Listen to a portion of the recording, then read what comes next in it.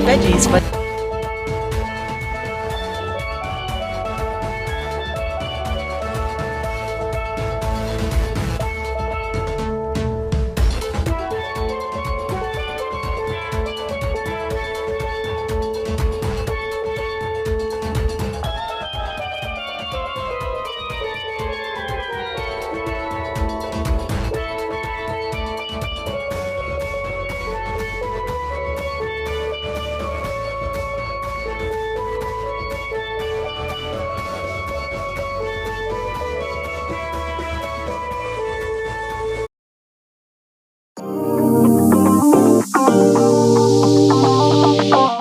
some veggies for dinner. Let me just check the amount of sodium in this can. Oh no, this is too much. Let me try our next option.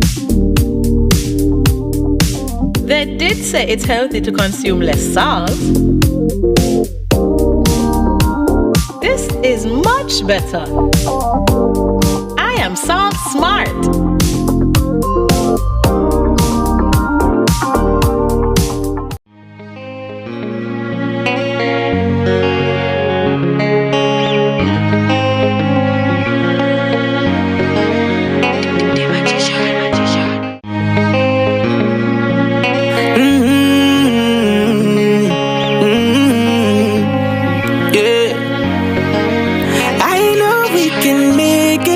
It's only just a phase.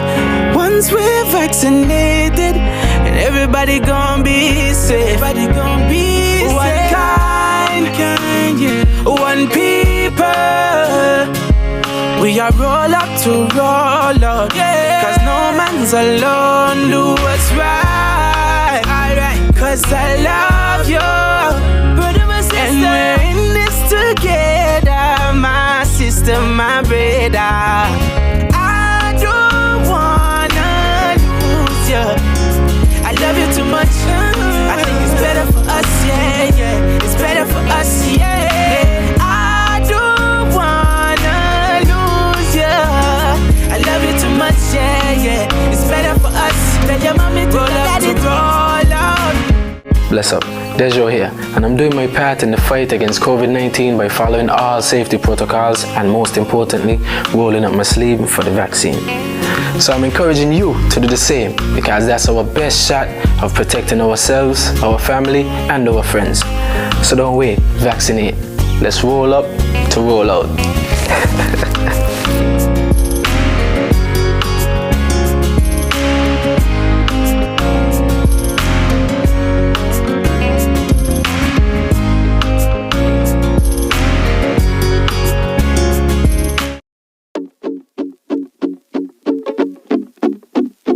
Tonight we had another successful town hall meeting in which we engaged the community regarding the vaccination rollout in St. Kitts and Nevis. As of this afternoon, we had just under 6,000 persons who have been vaccinated.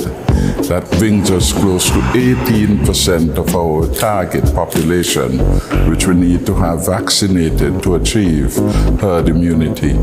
Tonight's session was to bring the information to the people in a manner in which they have the opportunity to share their concerns, to express their fears, and to have them answered by the professional and the experts in the health ministry. I want to commend our Medical Chief of Staff, Dr. Cameron Wilkinson, our Permanent Secretary in Health, Dr. Dolores Stapleton Harris, and of course the District Medical Doctor, Dr. Bernice Nisbet, for participating in this very rich experience for the people of the community of St. Paul's and the adjoining areas. I think this has been highly successful. We had a sense of joy.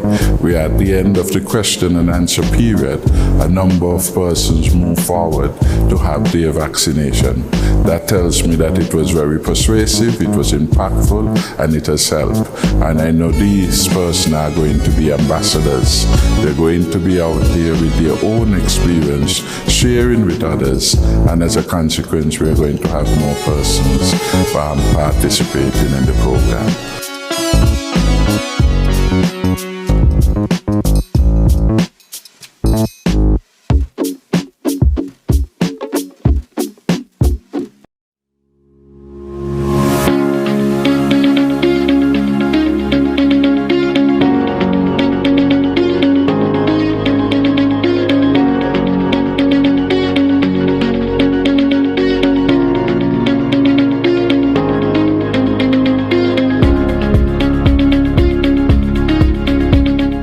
St. Kitts and Nevis, let's roll up to roll out.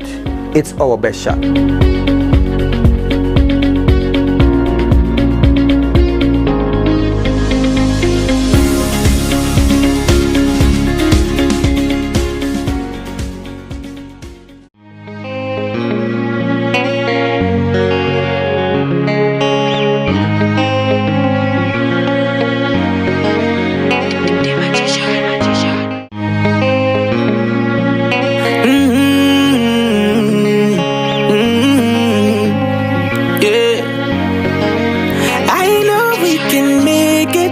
It's only just a phase. Once we're vaccinated, and everybody gon' be safe. Everybody gon' be safe. One kind, yeah. One people. We are roll up to roll out, yeah. Cause no man's alone. Do what's right, alright. Cause I love you, brother, my sister. And we're in this together, my sister, my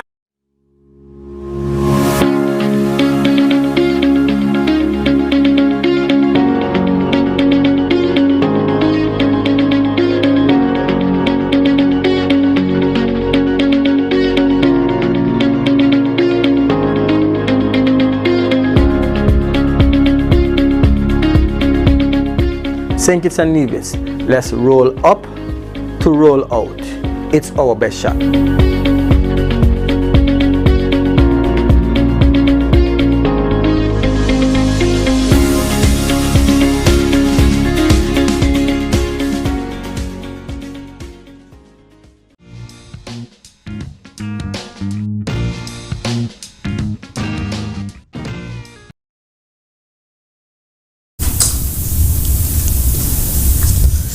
Good evening, everyone. Welcome to Leadership Matters, which is hosted by the Prime Minister of St. Kitts and Nevis, Dr. the Honorable Timothy Harris. This forum is used to engage the people and residents of St. Kitts and Nevis, both at home and abroad, in a conversation about the development of the country. So he uses the platform to not only update you on matters of national interest, but also to bring to you senior civil servants and sometimes persons from the private sector to talk to you about those developments as well. This program offers you an opportunity to pose questions and make suggestions during the program when we break after the initial presentations. So it's a very interactive and engaging program. And I'm happy that you decided to join us this evening. My name is Jacqueline Bryan, and I'm your moderator this evening. The Prime Minister is joined this evening by the Minister of Health, Information, Communication and Technology, or ICT, Entertainment, Entrepreneurship and Talent Development, the Honorable Akila Byron Nisbet. He's also joined by Accountant General Levi Bradshaw, as well as the Controller of Inland Revenue, the Inland Revenue Department, also known as IRD, Edward Gift. We're going to begin with opening remarks by the Prime Minister, and then we'll hear from his special guests. Mr. Prime Minister. Thank you very much, Madam Moderator.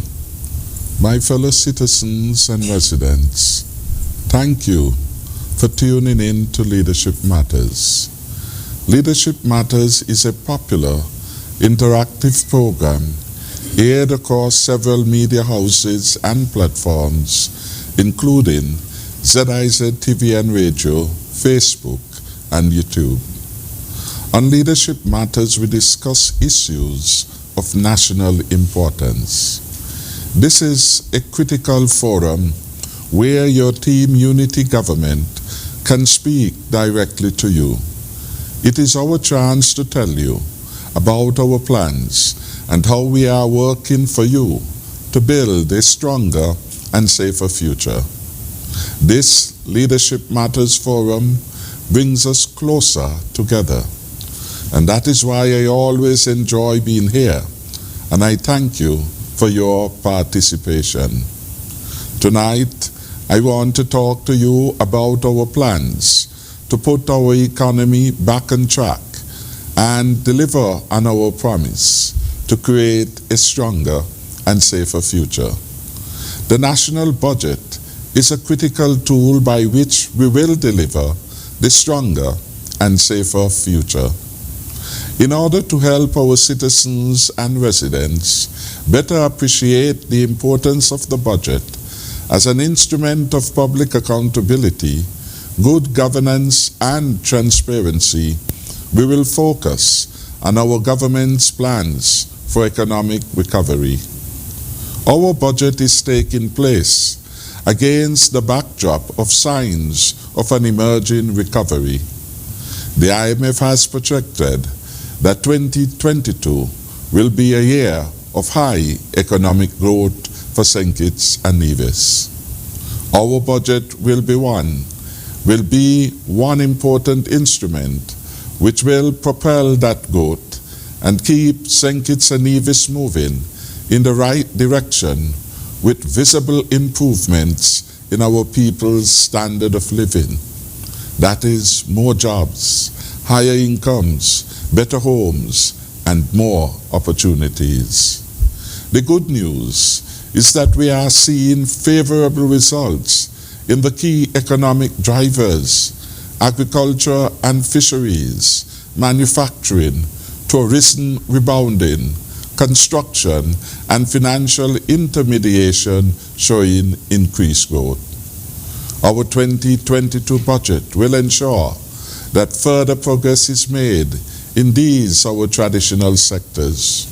We have plans to create even more jobs and build new and innovative sectors. Crafting the budget is principally about allocating resources and forecasting revenues. And I assure you, every citizen, that we will strive to ensure that adequate resources will be provided to consolidate and expand upon the significant gains which we have made thus far in 2021. Our budget process will continue to be reliable and fit for purpose. Our primary promise is to create a stronger and safer future for all. It is our hope that this budget will advance our ongoing efforts in delivering that stronger, safer future. Before I go on, I want, however, to apprise our citizens and residents about some policy decisions our Cabinet has made to assist in delivering a better Christmas season to our people. These decisions relate to the discounted VAT rate day and duty-free allowances. The concessions this year are intended to ease the burden on the working people and vulnerable sectors of our society and facilitate access by the vast majority of our people to a larger quantity of goods. The huge VAT reduction from 17% to 5% will make goods more affordable and boost business activity in St. Kitts and Nevis. In addition to the 2 VAT discount days, when approved, businesses will charge 5% on goods. Consumers will benefit from the following additional concessions. 1. The regular allowance of gift packages of foodstuff will be revised to allow the first £500 free of duties and taxes. In prior years only, the first £100 were exempted. This most generous concession and food items will start not in December as was previously done, but from November 15th, 2021, and will be extended to February 28, 2022. In other words, for over 3 months, consumers will have access to more affordable food. In making this concession available for such an unprecedented long period, we took into account delays in shipment of goods now being experienced around the world. My government wants to ensure that for as long as is fiscally prudent, we intervene to allow more affordable goods. My government is a compassionate and generous one. We are doing unprecedented things to protect the poor and vulnerable and to help a wide cross-section of our community to thrive, even during what is a most challenging period of the century. Normally, travelers receive a duty-free allowance of EC $400 off the CIF value.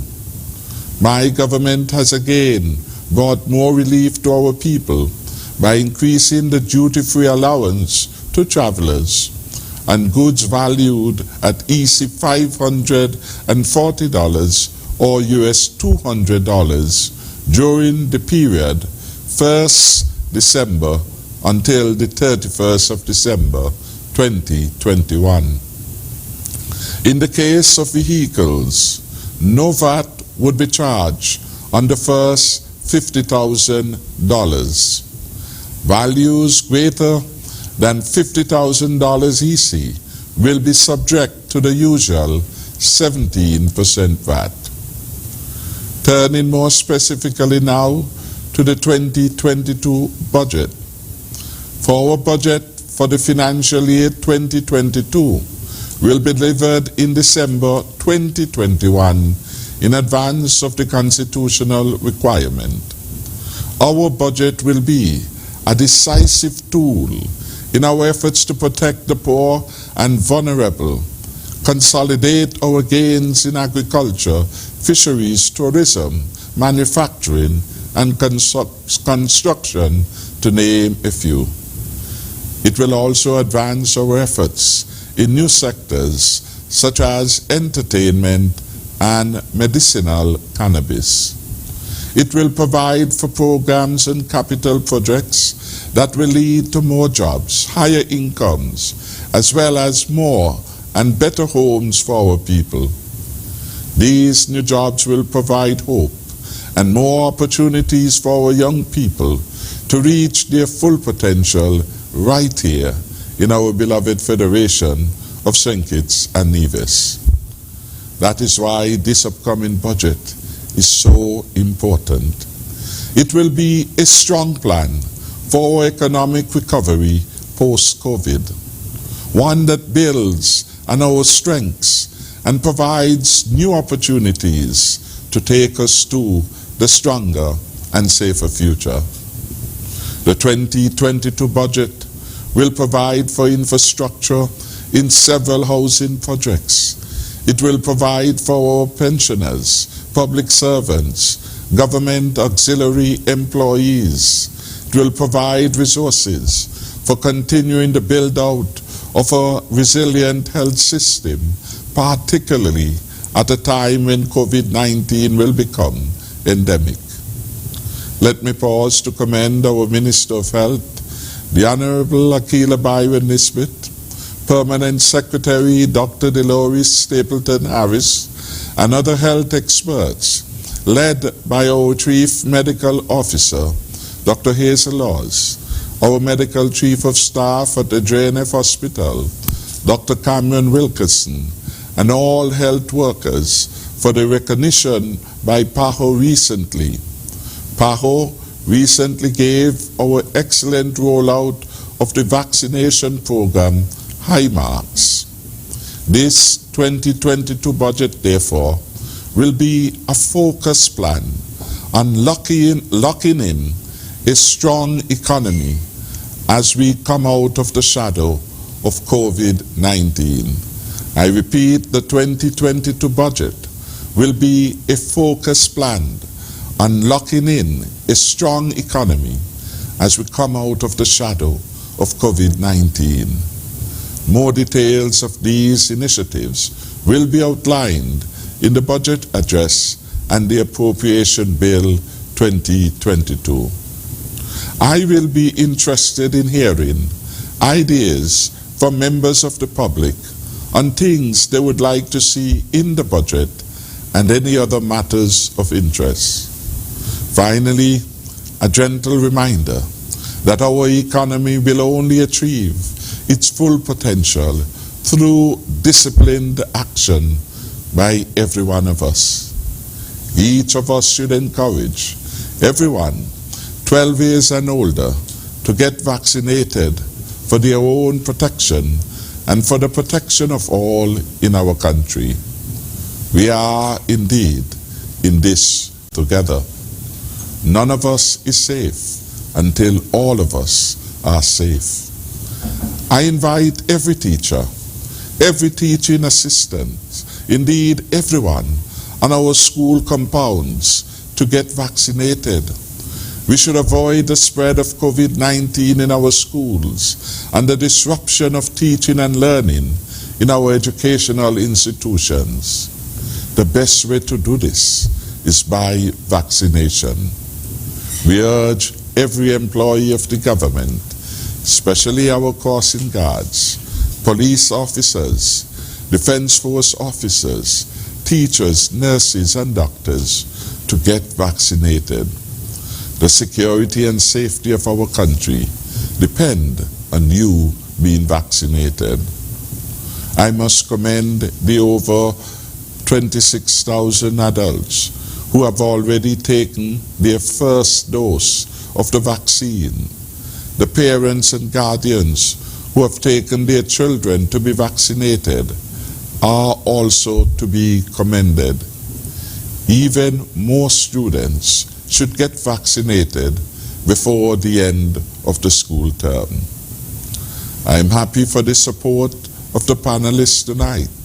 I welcome the Honorable Akila Byron Nisbet, Minister of Health, Mr. Levi Bracher, our Accountant General, and Mr. Edward Giff, the Comptroller of Inland Revenue. I thank them all for accepting the invitation to participate in this episode of Leadership Matters. May God continue to bless our people, and may He bless and prosper the Federation of St. Kitts and Nevis. Thank you very much again, and I know tonight's Leadership Matters will be another informative one. Thank you. And thank you so much, Mr. Prime Minister. We're now going to hear from the Minister of Health, ICT, Entertainment, Entrepreneurship and Talent Development, the Honorable Akila Byron Nisbet. Thank you very much, Jackie, and thank you to the Prime Minister for having me here tonight on this episode of Leadership Matters, and good night to my other panelists who are here as well. I want to first of all thank the Prime Minister for his commendation regarding our vaccination rollout.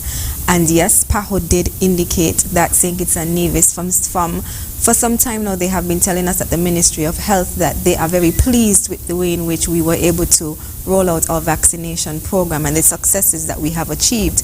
But I also want to thank the Prime Minister as well for his advocacy in relation to the vaccination program. I'm sure many of you know, Saturday after Saturday, he would be at the health centers ensuring that persons are vaccinated and getting persons out to vaccinate. So our success are also in part to his hard work as well. And so from the Ministry of Health, we say thank you to the Prime Minister for his advocacy as well. Tonight, I am here in my capacity as the Minister of Entrepreneurship, Entertainment and Talent Development. We are here speaking about Budget 2022 and our way forward. And what's important to us as a government is being able to diversify our economy.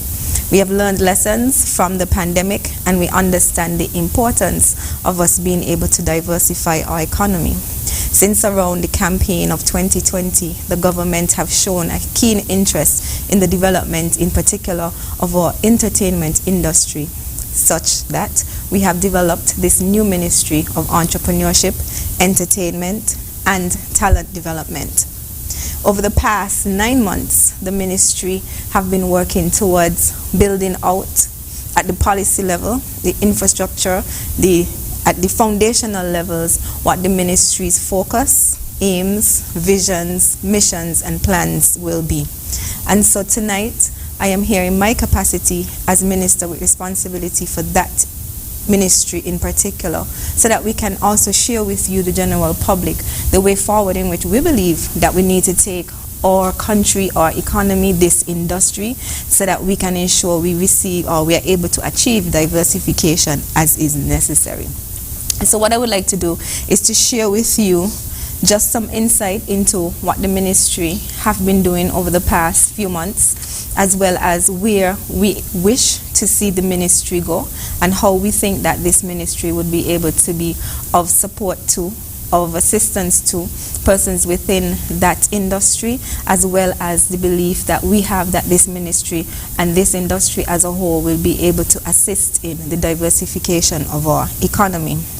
Now, just recently, the ministry would have engaged quite a number of persons within the creative space as we reached out to them and spoke with them about what the ministry is all about, our visions and plans, as well as to be able to get feedback from those individuals in terms of how do they believe that this ministry would best be able to serve and help them as well, and as such be able to help us as we begin the diversification of our economy. And so it is thought that our ministry will be able to develop policy initiatives that seek to transform the creative and innovative industries through entrepreneurship and economic value creation.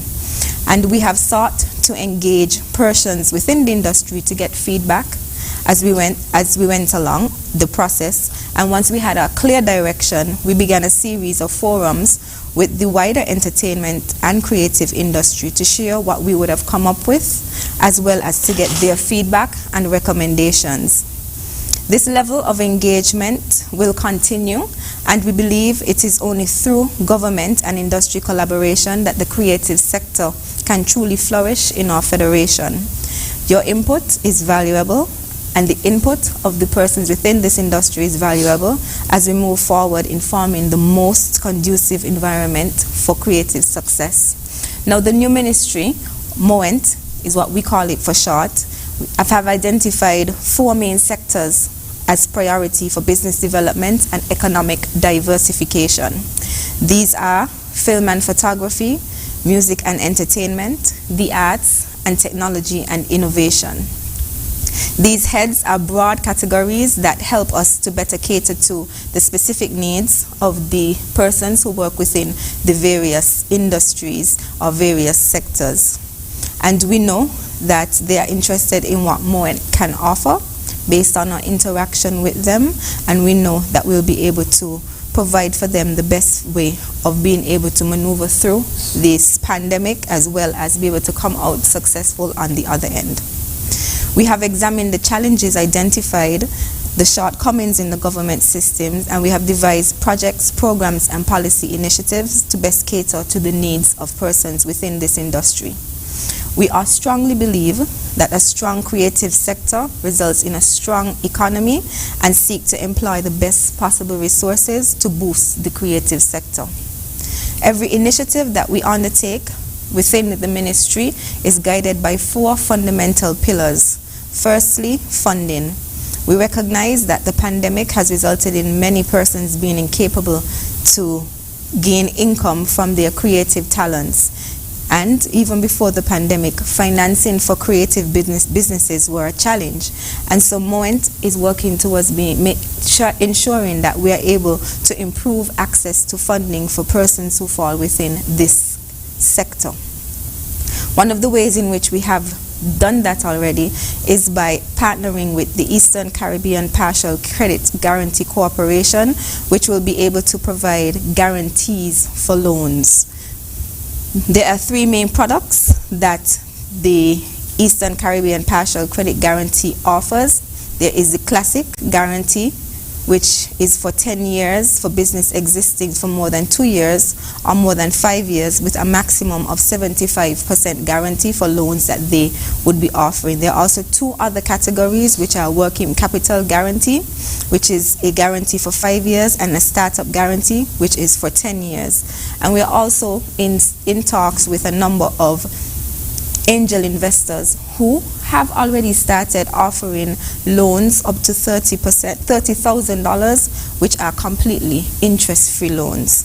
And so we understand that funding is a problem for persons within the creative industry, and so we have been doing our part to see how we can make access to funding more accessible for persons in that sector. Secondly, through regulations, we are seeking to optimize the legal and regulatory environment to reduce barriers and provide the foundational pillars for a thriving industry. We are in the process of establishing working relationships with other government ministries to facilitate initiatives such as hassle-free approval for hosting your mass gatherings, duty-free and/or reduction waivers for creative items, enforced legal protections for your work through our collaboration with the Eastern Caribbean Collective Organization for Music Rights, as well as the Intellectual Property Office, and as well as the Commissioner of Police. We are also trying to establish incentives to help you to be able to do and get the rewards that you need for your creative works. And we have also partnered with the cable in order for you to be able to be provided with the option of upgrading your internet service packages for only $97. You'll be able to receive the Extreme package of 160 megabytes down and 35 megabytes up. The regular cost is usually $500. So if you are within the creative industry, within the entertainment industry, you will come to our offices at the ICT Center, sign up with us, and then we'll be able to provide you with access to this Extreme package of 160 down and 35 up for only $97, which should have been a value of $500. We would ensure that we continue capacity building for persons, and we're partnering with CFBC to do so in terms of being able to offer training in areas such as the Academy for Women Entrepreneurship. We're also partnering to be able to provide training for web development for MSMEs through an OAS Development Corporation Fund. We're also partnering with the Eastern Caribbean Green Entrepreneurship Initiative. This is more so for persons within the innovative space. And we're also partnering with the Ministry of Gender and Social Affairs through their Taiwanese funded project, the Economic Empowerment of Women in Latin America and the Caribbean.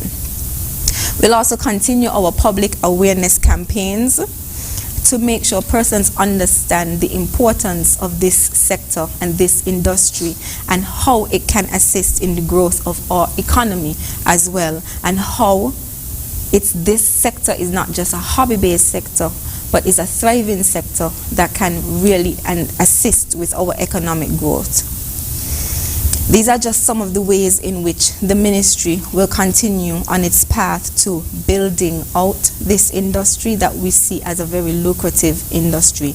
You don't have to go far to see the type of impact that the entertainment industry have within our federation. Let's consider music festival and all of the spin-off economic activity because of the music festival, which is really and truly an entertainment event. Even if we look at Carnival and we look at all of the spin-off activities that through Carnival we are able to achieve in our economy, and that type of money and investments that have been pumped into our economy because of Carnival, which again is an entertainment-based type of event.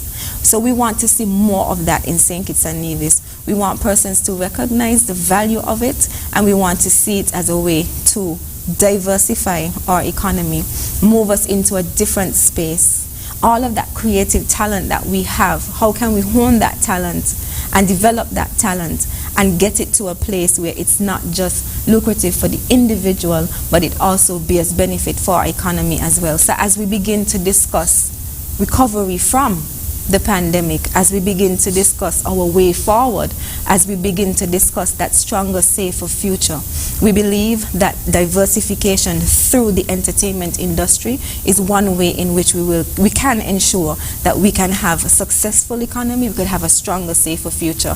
And so I'm looking forward to the questions. I'm looking forward to persons out there who have ideas on how we can even take it further.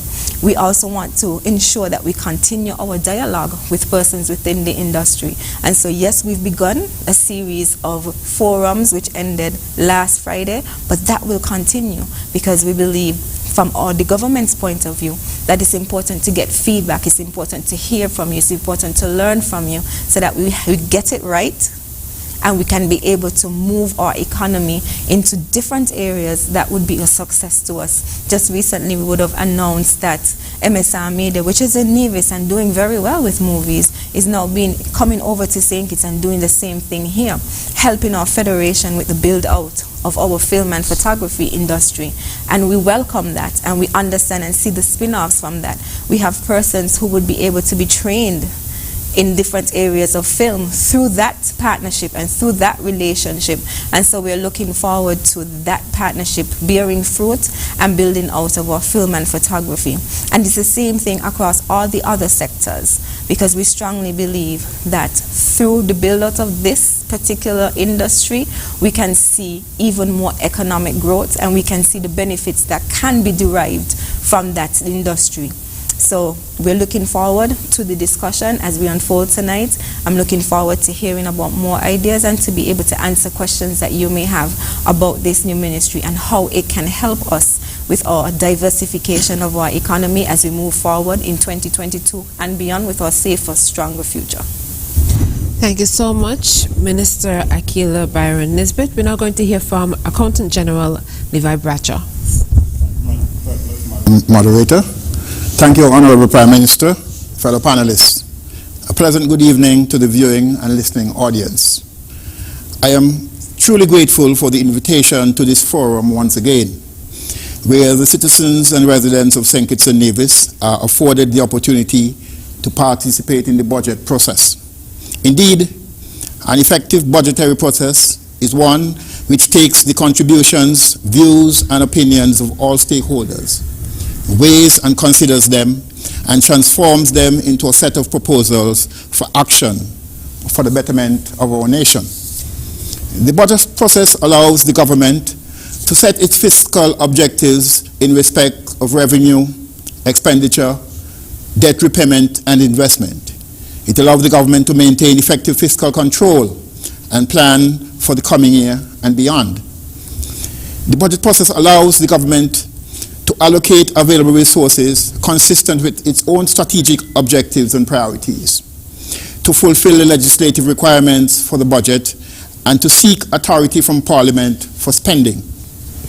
The national budget is therefore the central policy document of the government of St. Kitts and Nevis, outlining how it will prioritize and achieve its annual and multi-annual objectives. It aims to turn plans and aspirations into reality. But more than this, the budget is a contract between citizens and the state, showing how resources are raised and allocated and for the delivery of public services.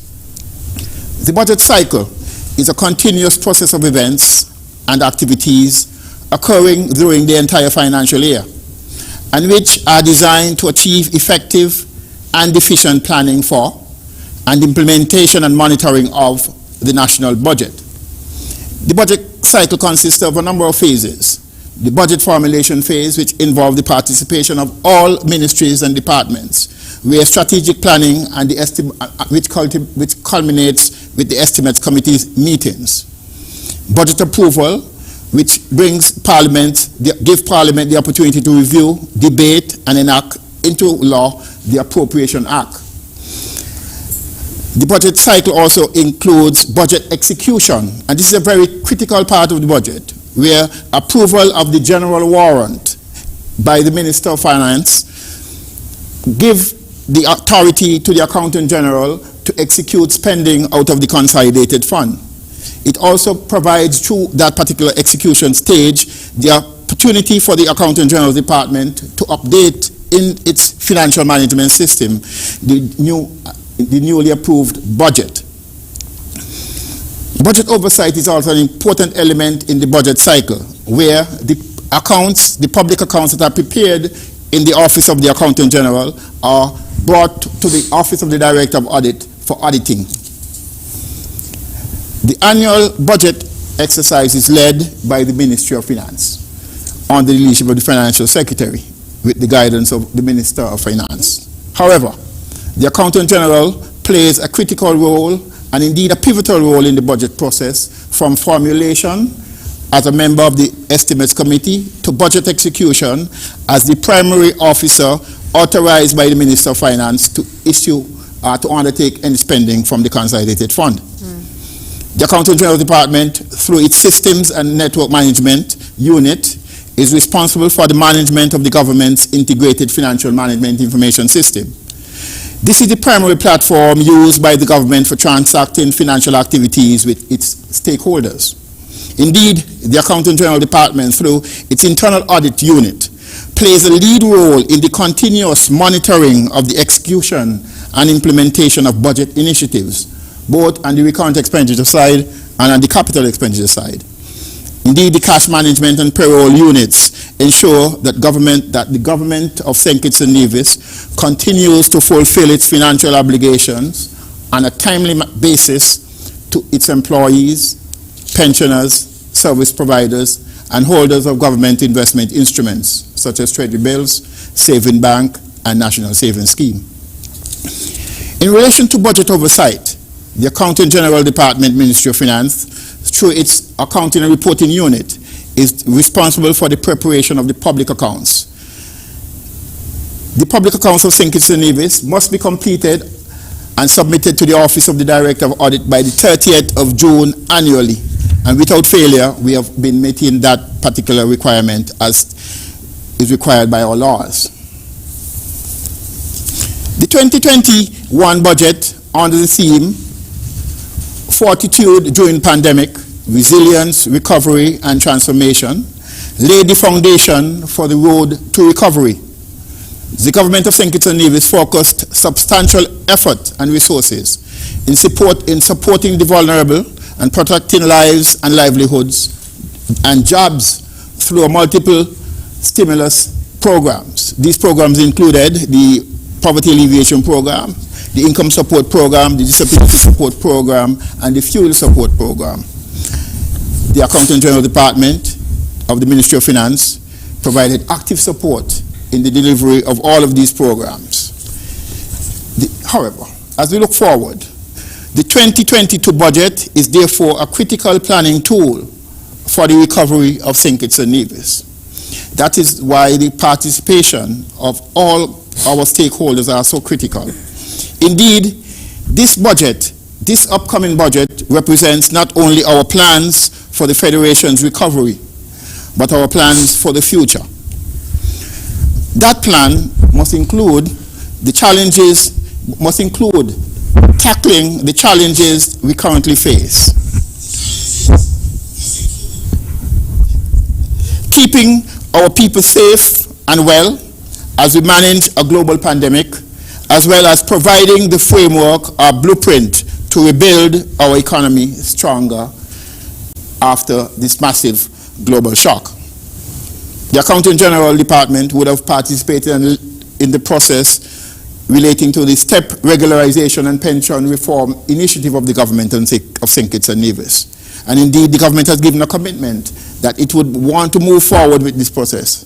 I'm pleased to report that the committee would have completed, with the support and guidance of the steering team and the guidance of the Honorable Prime Minister. And the report is now completed, and we will shortly be making a presentation to the Cabinet. And hopefully, within the short term, we'll be hearing much more about this. But it's an important initiative because it will provide stability to a number of persons who have been employed in the public service for a very long time, especially our GAEs, government auxiliary workers, and the government would have passed legislation to ensure that these persons are afforded the same level of protection as our monthly paid employees. Indeed, those persons who are on the STEP program would also be happy to note that our work would have included that particular program and government's plan to regularize persons on the STEP program. So I will end here now, but would want to thank you for listening and be available to answer any questions. Thank you so much, Mr. Bradshaw. We're now going to hear from the Comptroller of the Inland Revenue Department, Mr. Edward Gift. Good evening to everyone. Please permit me to recognize the protocol previously established. However, safe to mention, allow me to recognize the Prime Minister, Dr. Honorable Timothy Harris, Honorable Akila Byron, Nisbet, Minister of Health, ICT, et al. Good evening, everyone. The ongoing COVID-19 pandemic presents many risks that could derail our economic recovery in 2022. Our Honorable Prime Minister noted that in our 2022 budget represents our beacon and planning tool to chart our way and set us on a sustainable path towards recovery and growth as noted by the IMF.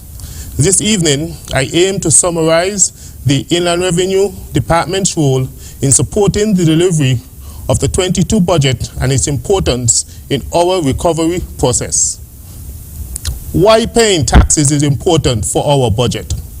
Without taxes, government would be unable to meet the needs of its citizens, finance the costs of expenditure and development projects as noted in the Prime Minister's address to generate economic recovery and, most importantly, growth.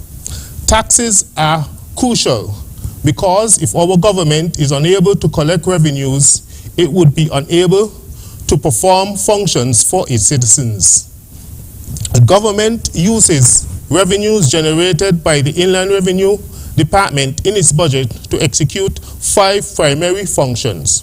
1, provide health care. Without taxes, government contribution to the healthcare sector would be impossible. Taxes provide funding for our 911 emergency response team, nurses, doctors, provide funding to support the purchase of protective and medical equipment to fight the pandemic, and the salaries of persons employed in the health sector. Secondly, government uses revenues to provide education. Children are not charged a fee for attending government schools. Revenues collected from taxes are used to pay teachers, purchase books, pay student examination fees, and maintain the overall public education system. Government also uses revenues to provide social protection programs. Revenues collected from taxes are used to support numerous social protection programs in the Federation that support the economic well-being of our citizens. This include, for example, employment programs such as the STEP and the financing of the regularization of this program as mentioned by the Accountant General. Also, the government provides expenditure support on gasoline, cooking gas, and electricity. In addition, funding is provided for the COVID-19 Income Support Program along with the Poverty Alleviation Program, commonly known as PAP. In addition, as mentioned earlier by the Prime Minister, the Christmas and VAT concessions on food and vehicles, etc. is financed by our budget. These schemes benefit our Federation by redirecting millions of dollars back into the economy. By paying your taxes on time, you, our citizens, support local businesses and this recovery process. Also, revenues from the budget provide infrastructural development projects, as noted by the Prime Minister. The budget provides funding for governments to finance projects such as the Island Main Road expansion projects other roads in communities, sidewalks, the Old Road Bay Protection Project. When government collects monies from taxes, it plows this money back into developing these capital projects that promote economic activity throughout the country by providing incomes for persons and businesses. Also, money collected from taxes is used to fund sectors that are crucial for the well-being of our citizens. For example, security services in the provision of police, Coast Guard, and Defense Force, the provision of affordable housing solutions through the NHC Corporation, enabling the food security of the nation as outlined by the many programs by the Department of Agriculture and the new Old Road Fisheries Project, and more importantly, continue the repurchase of land for housing development under the land for debt swap. We must add that taxes collected support businesses within the local economy. How does this happen? Businesses flourish when there is a market for their goods and services. Government, through its many income support programs and capital projects, provides money and employment to its citizens to purchase goods and services sold by local businesses. Please permit me in identifying the role that the IRD performs in the budget process. That is, the role that IRD performs is twofold, that it is focused on restoring revenues and protecting the revenue base. While revenue collection is a pressing need, the Inland Revenue Department is mindful of the economic impact that the COVID-19 pandemic continues to have on some businesses and individuals, and the need for a fair and equitable system to be in place. We understand that this crisis would have affected different persons and segments of the economy in different ways. In the context of a potentially uneven recovery for some industries within the economy, the department will not adopt a one-size-fits-all approach for its customers by using a heavy-handed approach to revenue collection. The Inland Revenue Department is committed to building a relationship with its customers by working together during this recovery period in keeping as many businesses as possible operational while promoting compliance with the Federation tax laws. On the other hand, outstanding taxes to the government must be reported and paid on time, notwithstanding our attempts to build a partnership. As I noted earlier, and the Prime Minister has stated, given the challenges of the pandemic, taxpayer filing compliance has fluctuated in some instances. Some of it has increased and decreased, whether intentionally or unintentionally. As shown on the screen, we have the filing compliance of major revenue heads in the budget. As we have noted that the corporate income tax, that compliance has increased from its average for the period 2019 to 2014. It has moved from 55% to 64% now in 2021. Withholding taxes, the compliance percentage has fallen to 77%. Value-added tax collected by businesses on behalf of the government have seen a reduction in its compliance rate to 68%. Unincorporated taxes paid by small businesses, this has seen an increase in compliance to 67%. Again, the aims of the department would be focused on restoring revenues by one, identifying new revenue streams. The department would be focused on businesses that do not comply by failing to file, register, and report to the department. In response to this challenge, the department has deployed a field team that would be canvassing the Federation to identify these businesses. As noted in the Prime Minister's address, that there are many innovative sectors and the economy is shifting to a digital stage. The department will be shifting its attention to focus on businesses in this digital space by focusing on businesses that operate under the tourism brand that via Airbnb, Expedia, or Facebook. In addition, the department will be focusing on establishing strategic alliances with other government departments, public sector corporations, and private organizations in the implementation of a tax compliance certificate to promote tax compliance.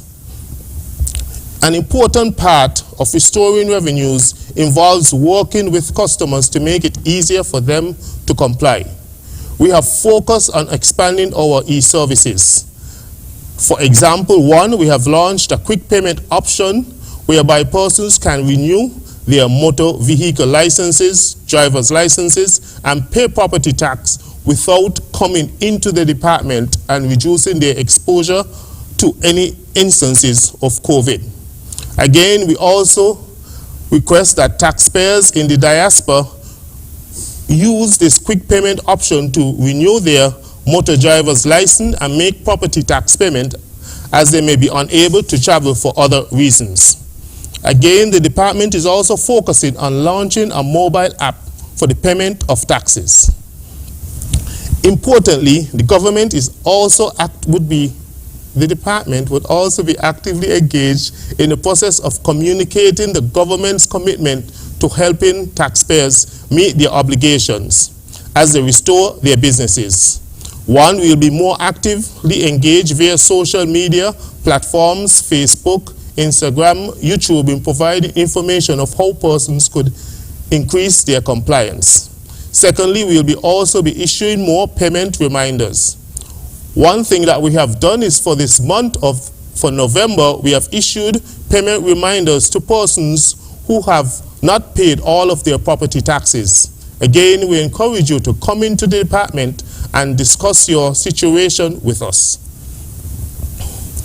Another important aspect of the inland revenue role in the budget will be focused on protecting our revenue basis by closely monitoring taxpayers' filing and payment behavior to identify emerging trends. As you would have seen earlier, in terms of we have recognized that there are some instances where compliance has slipped. As stated earlier, many businesses have been negatively impacted by this crisis, while others have benefited. The department will continue monitoring these patterns to ensure that taxpayers are not abusing the stimulus measures and using the crisis to avoid paying taxes, and focusing on new businesses that have emerged or grown during the pandemic. Secondly, the department will be refocusing on enforcement and using a tailored approach to managing risks. We would be conducting a risk assessment of all of our arrears to identify large debtors and higher value new debts, and establish relationships with customers to have these debts settled. Secondly, we'd be focused on using aggressive collection techniques for taxpayers that deliberately refuse to comply. We do recognize that there are some persons that are collecting VAT, Island Enhancement Tax, and are keeping such funds. We know that this is a situation that our citizens do not tolerate. We would be focusing on ensuring that these persons, whether through aggressive measures, file and pay these taxes to the department. Again, the Ministry of Finance and Department would like to thank all those citizens that continue to voluntarily come into our offices at Bastia and Charlestown, or use our online portal at sknird.com to pay their taxes. Taxes are essential, and again, we would like to thank all the responsible citizens that despite their trying times are paying their taxes on time. Their tax payments support the government in its delivery of services to its citizens and provide resources to mitigate the adverse effects of this pandemic. For persons who have been negatively affected by the pandemic, we ask that you come into the department, speak with us, let us be aware of your situation, and we will develop a payment plan based upon these needs. Thank you very much. And Thank you so much, Mr. Gift, for your presentation. We're going to take a short break now because you've heard from the Prime Minister and his guests, and now we're eager to hear from you. So we're going to take a short break, and once we return, we're going to go to the phone lines and take your WhatsApp messages. So stay tuned.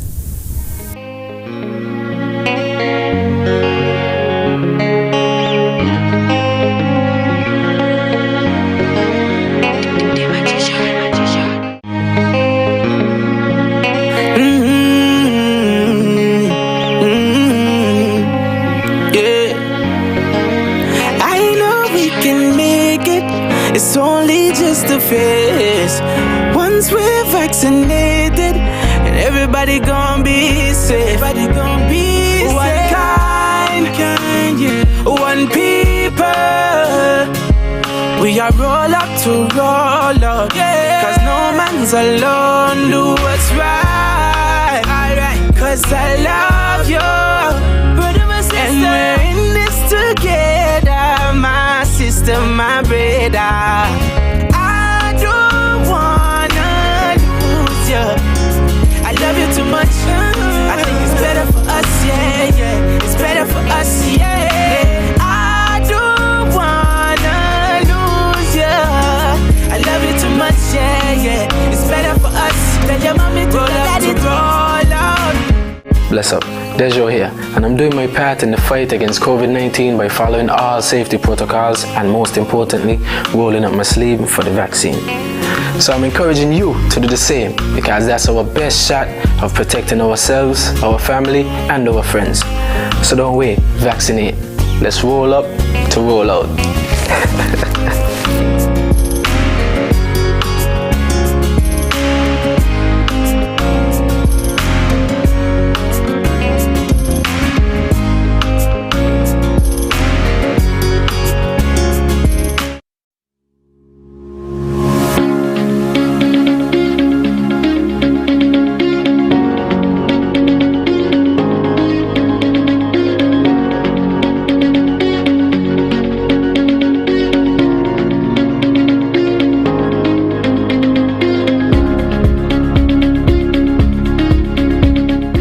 St. Kitts and Nevis, let's roll up to roll out.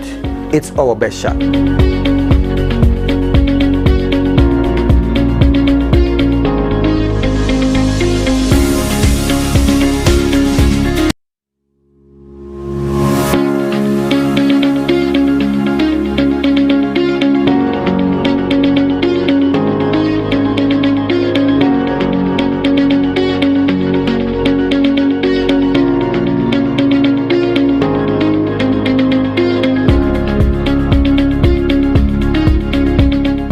St. Kitts and Nevis, let's roll up to roll out. It's our best shot.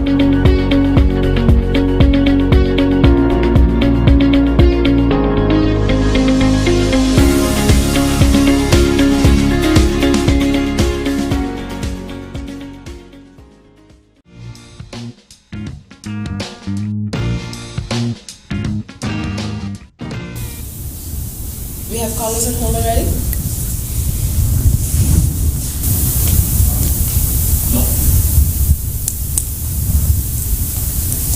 Welcome back to Leadership Matters. My name is Jacqueline Bryan. I'm your moderator this evening, and we are at the segment where we are going to take your calls. You can call in, and if you have a suggestion or a question, we are happy to hear either. So, this evening, Prime Minister Dr. the Honorable Timothy Harris, who is the person behind the program, he's joined by the Minister of Health, ICT, Entertainment, Entrepreneurship and Talent Development, the Honorable Akila Byron Nisbet. He's also joined by the Accountant General, Levi Bradshaw. For those of you who always have to write Accountant General on a check, Levi Bradshaw. And the Comptroller of the Inland Revenue Department, also known as the IRD, Mr. Edward Gift. So we're going to go to the phone lines now and take your calls, your queries, concerns, suggestions, and recommendations. We are happy to have you. So, welcome to Leadership Matters. We'll take our first call. Okay. We'll take another call. Welcome to Leadership Matters. You're Good live. evening. Good evening. Good evening, Mr. PM and your panel of experts. Welcome back.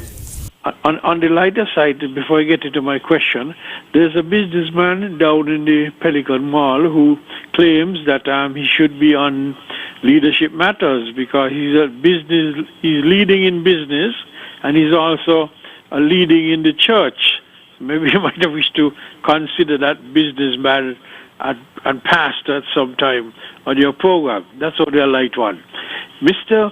PM, you referred to the IMF Article 4 report for St. Kitts Nevis. Last night, the Honorable Ian Patches-Liebert referred to it and to clear up a deception by a radio station which says that the government had blocked the report from public viewing. What I would like to know, though, because we now recognize that is totally untrue, he did mention, that is Mr. Liebert, did mention that the estimated GDP growth was in the region of 10%. What I would like to know, because most of us cannot read the 72 pages of this document, this important document, is that what are the good points and the bad points as observed by the IMF in relation to St. Kitts and Nevis? It's public knowledge, so there's nothing to hide, I believe. But most of us will not be able to read it and understand it, as we are not financial experts. But I'll listen off line for your answer. Thank you. Have a good night. Thank you so much for participating in the program. We'll take another call. Welcome to Leadership Matters. You're live. Good evening, Jackie. Thanks for taking my call. And good evening, Mr. PM, Mr. Keeler Byron, Mr. Bradshaw, and Mr. Gift. Wonderful panel as usual, a wonderful program. Mr. Prime Minister, I do not have many things to say tonight, but the little that I have to say, I think they would be of great value. First of all, Mr. PM, I want to thank you very much for the kind of person you are, a loving leader of a country, a loving Prime Minister. You care about people's lives more than your pocket. And so therefore, I highly commend you for that. And I'm asking you, how did you get it though? In this terrible pandemic situation, you're able to take this country through rough waters without going to the IMF to borrow any kind of money. Well, my God, I'm going to say like the people who asked Jesus, what manner of man is he? Well, I'm asking you, what manner of man are you to handle this situation? Because the leader before you, when the crime was high, very high, and someone asked him what he's going to do about the crime, he said, he's not taking any responsibility for no crime. Crime could happen like water falling off a duck back. He didn't sell anybody to kill anybody, so he's not taking any responsibility.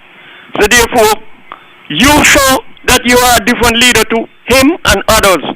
Even though people dragging you down to the ground and saying that you're not a good leader, but they know better. So I am highly commending you for that.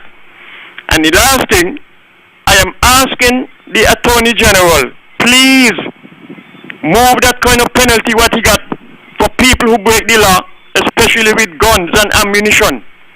Because it seems like the penalty that he has for those people is trying to take a piece of toilet paper to chop off a man's neck. So you know what kind of penalty that is? Well, I am asking him, anybody is caught with an illegal gun should be no less than 50 years in jail or $75,000. Because the fact remains you have it illegal, that's law number one you break. And then to work with it, law number two, you want to use it to kill people. Just recently the police catch a woman, a young girl with a gun in she bag.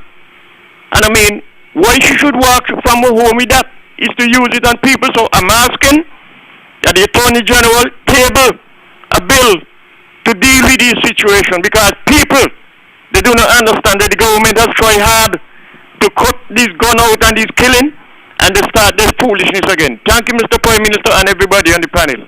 Thank you so much for participating in this evening's program. We'll take another call. Welcome to Leadership Matters. You're live. Good evening. I'm Sweet Sister Cynthia calling from Freedom FM, and I'm here. Let me just say good night to everybody on the panelists, but I'm also here to basically speak about entertainment. The beautiful Keila Byron, hi love, and Prime Minister, good night to everybody. My question is, as you guys know, that entertainment and entertainers has been hit some of the hardest during this pandemic, especially those who have nothing else but entertainment to make a dollar. My question is, what is going to be done?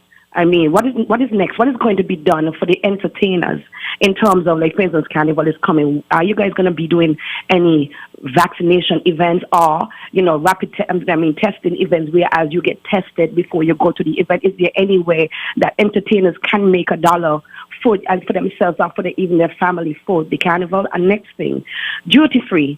Sometimes we have entertainers who can, have their license like me, and we apply and we do all we have to do to get duty free. But sometimes we have to go through a lot of loopholes, full stops, commas, brackets, question marks, and the amount of things. Sometimes it takes a whole year, which to me is really crazy and really ridiculous.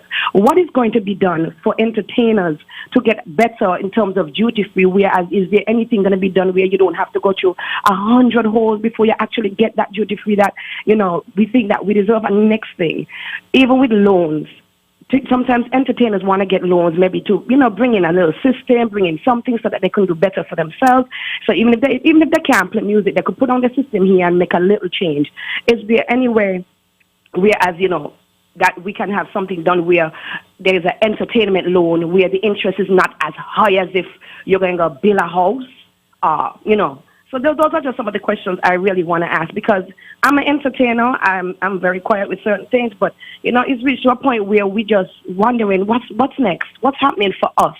Where are we going? Should we hang up our robes and put it down? We really want to know what's next, because even when I attended the event the other day with Miss Byron, I sat patiently hoping to hear that there's going to be something coming for us.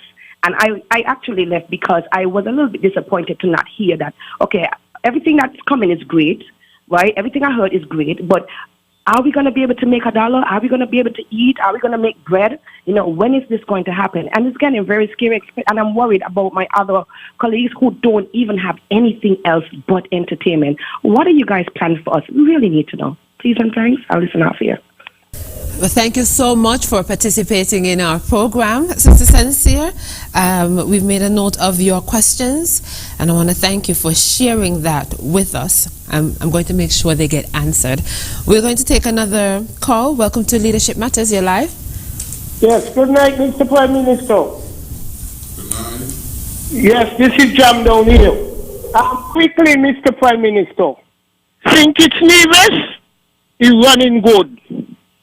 Think it's Nevis is running. Mr. Prime Minister, some years back, you allocate some money, fix those toilets in the Pelican Mall. What become of the toilets in the Pelican Mall? Because down there full of, what do you call the thing there? The toilet system is very, very bad, Mr. Prime Minister. As you get in to come through by the gazebo, to come over to Port Zante, man, it's terrible, Mr. Prime Minister. And I want to know if the money, because here Patches talk about the money, the cabinet approved. And it look like the money just fixed upstairs and not downstairs.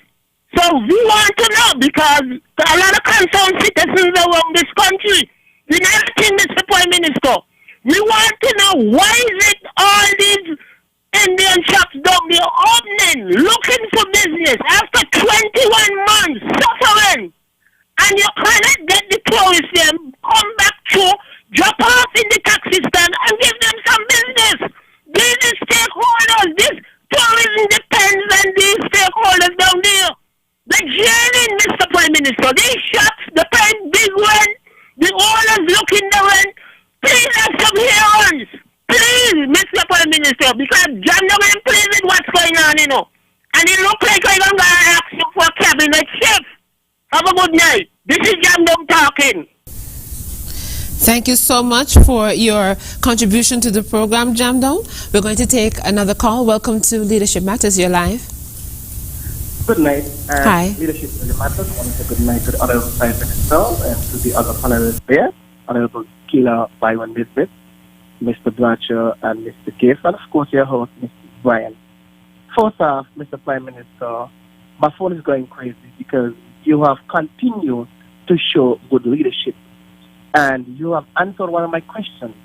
And what is it? It's about that duty-free concession that everybody keep asking by saying, Bucky, when leadership matter comes up, could you ask the Prime Minister for us to get more months, more days of the duty-free concession?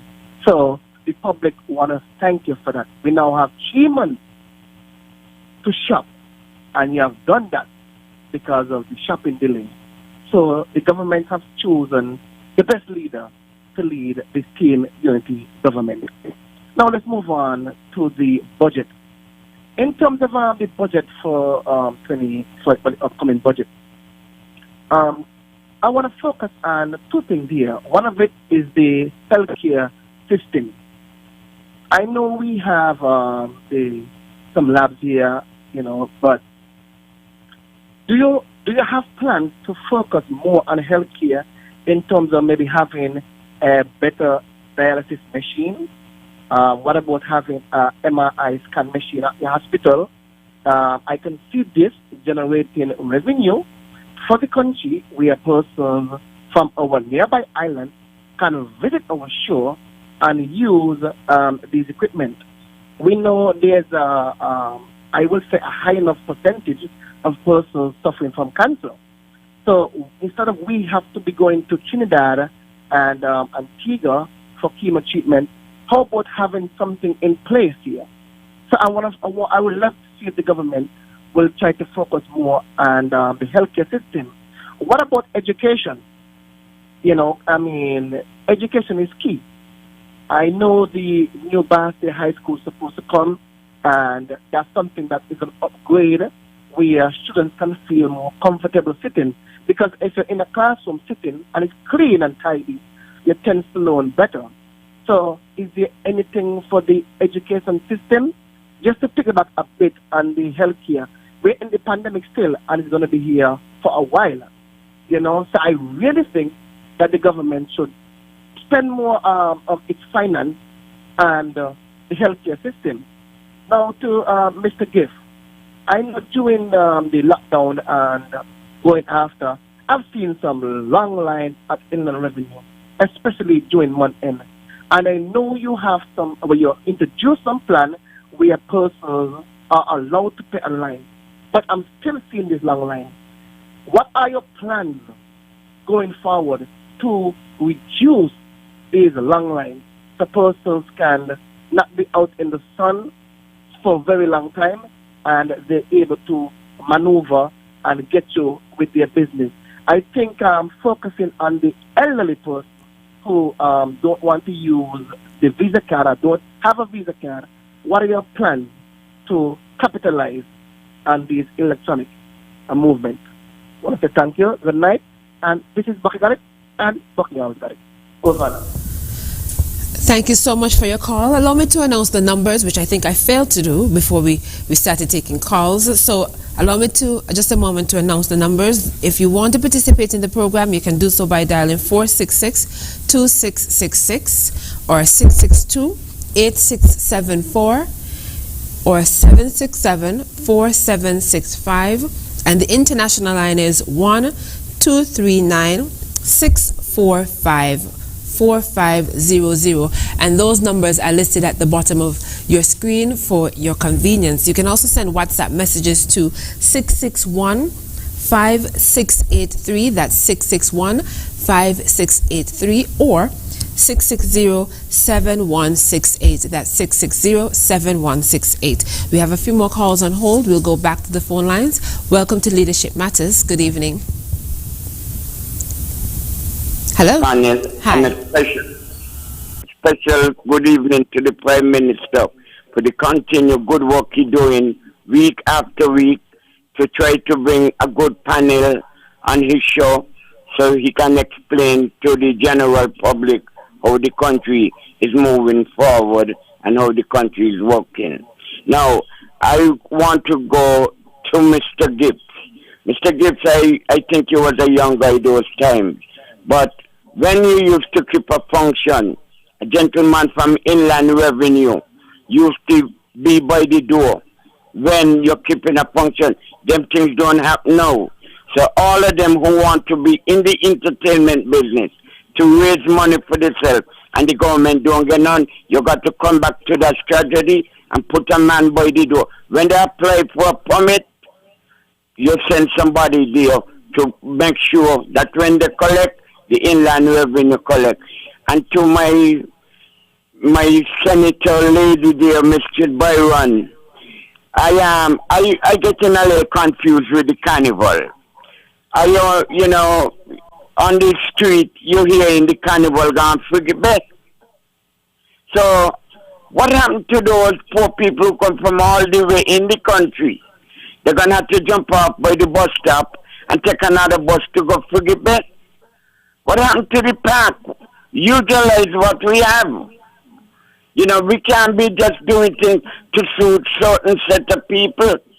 And when we go forget back, it's only the poor man who ain't got it paying. The rest of them getting free tickets. And this is what goes on in this country all the time. And then back to, you know, Mr. Prime Minister. I want you to take a good look about the situation down at Port Zante. You were talking about 14 to 18 months people in open up down the people in thinking. And I see down there now the ship come, they gone with the people and them, and when they come they drop them right back by the pier. You know, you put out so much effort and your colleagues and them and so on to make sure people vaccinated in this country. I see a lady come there today with her child, bought a pair of shoes Saturday, and if she go in school, the child got in school clothes, and they could not go by the place to get the shoes changed so the child could go to school.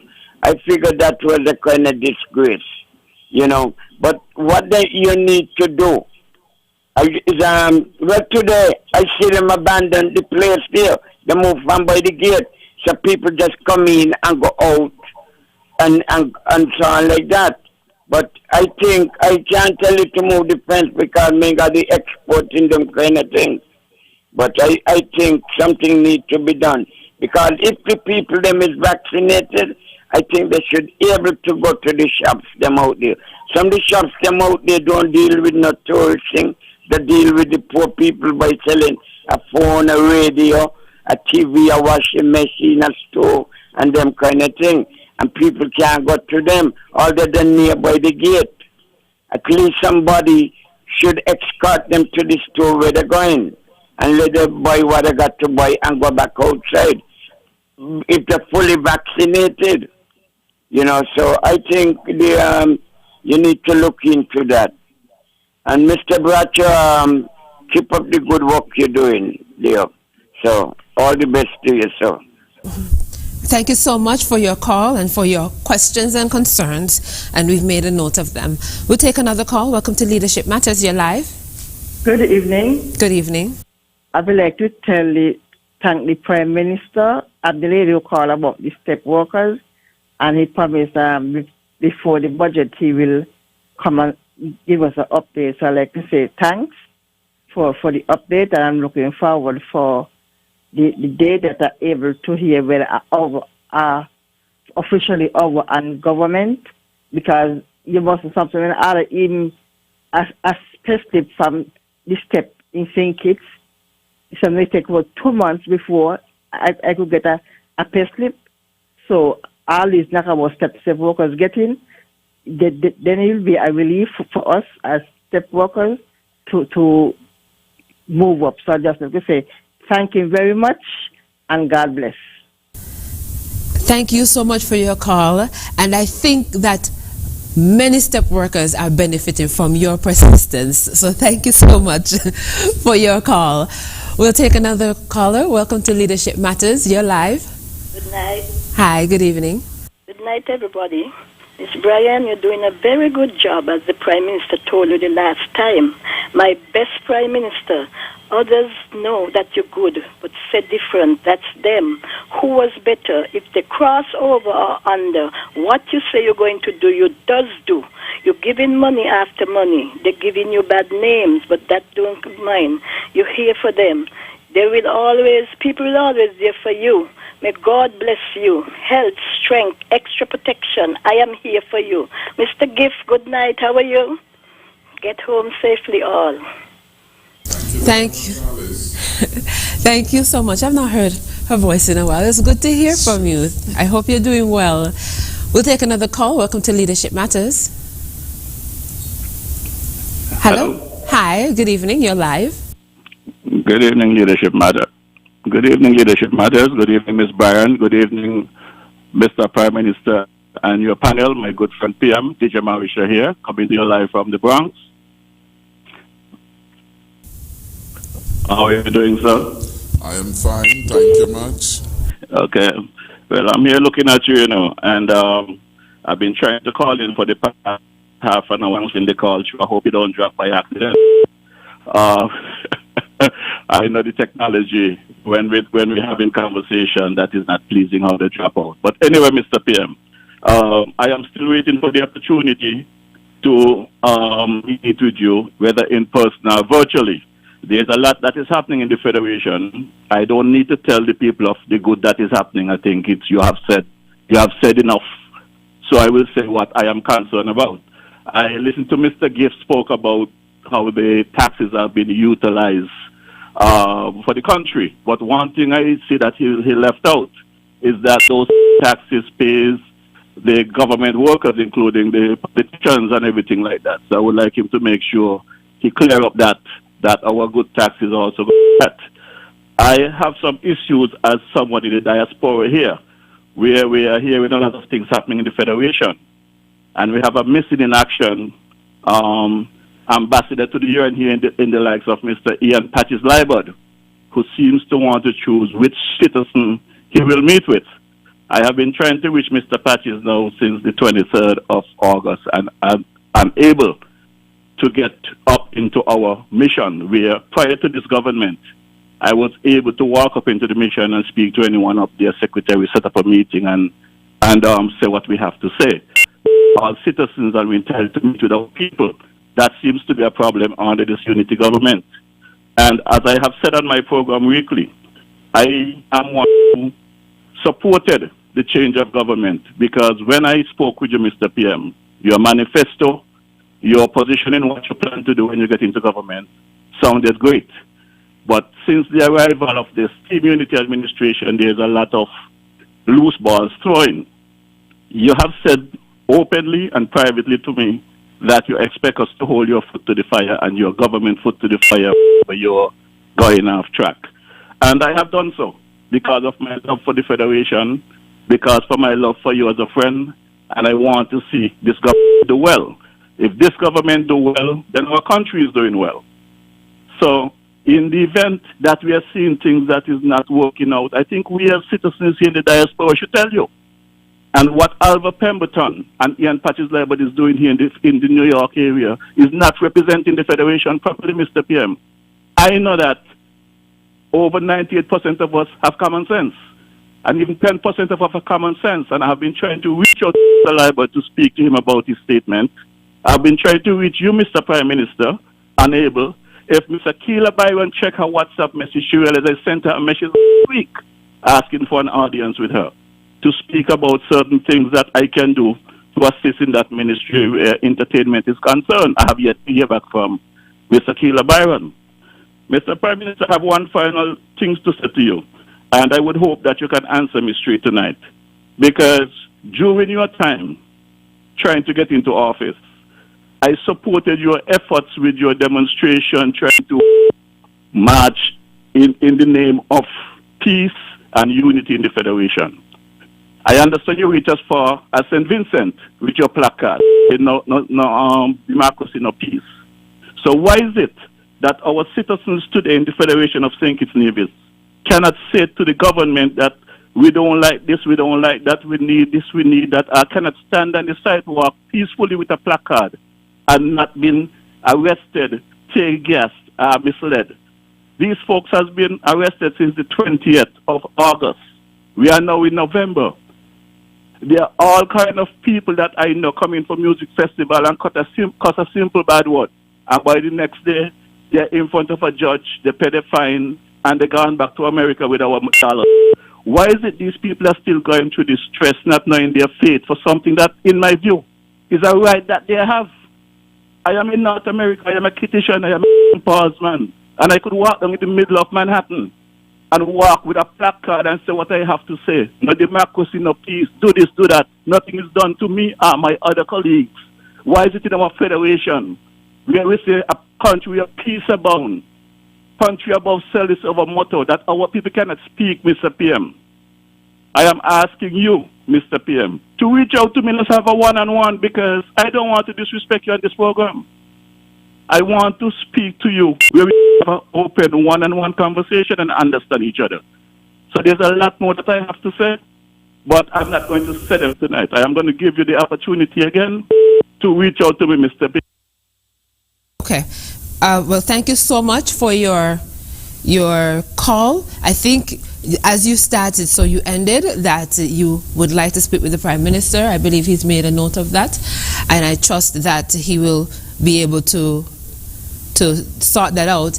I know that that's something that you were able to achieve on this program when you wanted to have a meeting with him, and I've made a note of your concerns, your two main concerns when you called, and I will put those to the relevant person. So thank you so much for your call. I think we have one more call on hold that we can take before we get some responses. So we'll take that final call for now. Welcome to Leadership Matters. You're live. Hello, good evening. Hi, good evening. Good evening, everyone. I am addressing the Prime Minister with my question. During the recent press conference, comment an answer was given by, I think, the Ministry of Trade and Commerce about trading with Brazil through Guyana. I hope you can answer, not get. But trading through Guyana, I know Brazil. I've been to Brazil. I've been there since I was 22 years old. From St. Kitts, went to Brazil at 22 years old. Been to quite a few places in Brazil. And one of the things that I know of Brazil is, as far as transportation within the country, it's almost inadequate. There is no good system to get goods from the industrial hub of Brazil, which is in Sao Paulo, in the southeast of the country, to the north, where it would cross the border to get into Guyana. Doing this, I understood, I think, from the press conference that the reason for getting goods into Guyana was to get some kind of authority for getting CARICOM into CARICOM and then shipping them from Guyana to the other Caribbean islands. That's in the CARICOM agreement. I do not think that is actually the way to go for expense purposes as well as timely shipping. I think it would be better to go by ship from Sao Paulo up the coast of Brazil to the closest Caribbean island, which would be probably Barbados, and then from there through the other Caribbean islands. We may even include Guyana. I am also a merchant marine officer, been a merchant marine officer since 1995. Started in the merchant marine in 1980. So I know this type of stuff. I do not think it is wise. You know, I do understand, I think, why the question of getting the goods into Brazil would, to get it into the CARICOM system. But I think it's about time we, as the Caribbean countries, actually started doing trade with Brazil, directly with Brazil, even outside of CARICOM.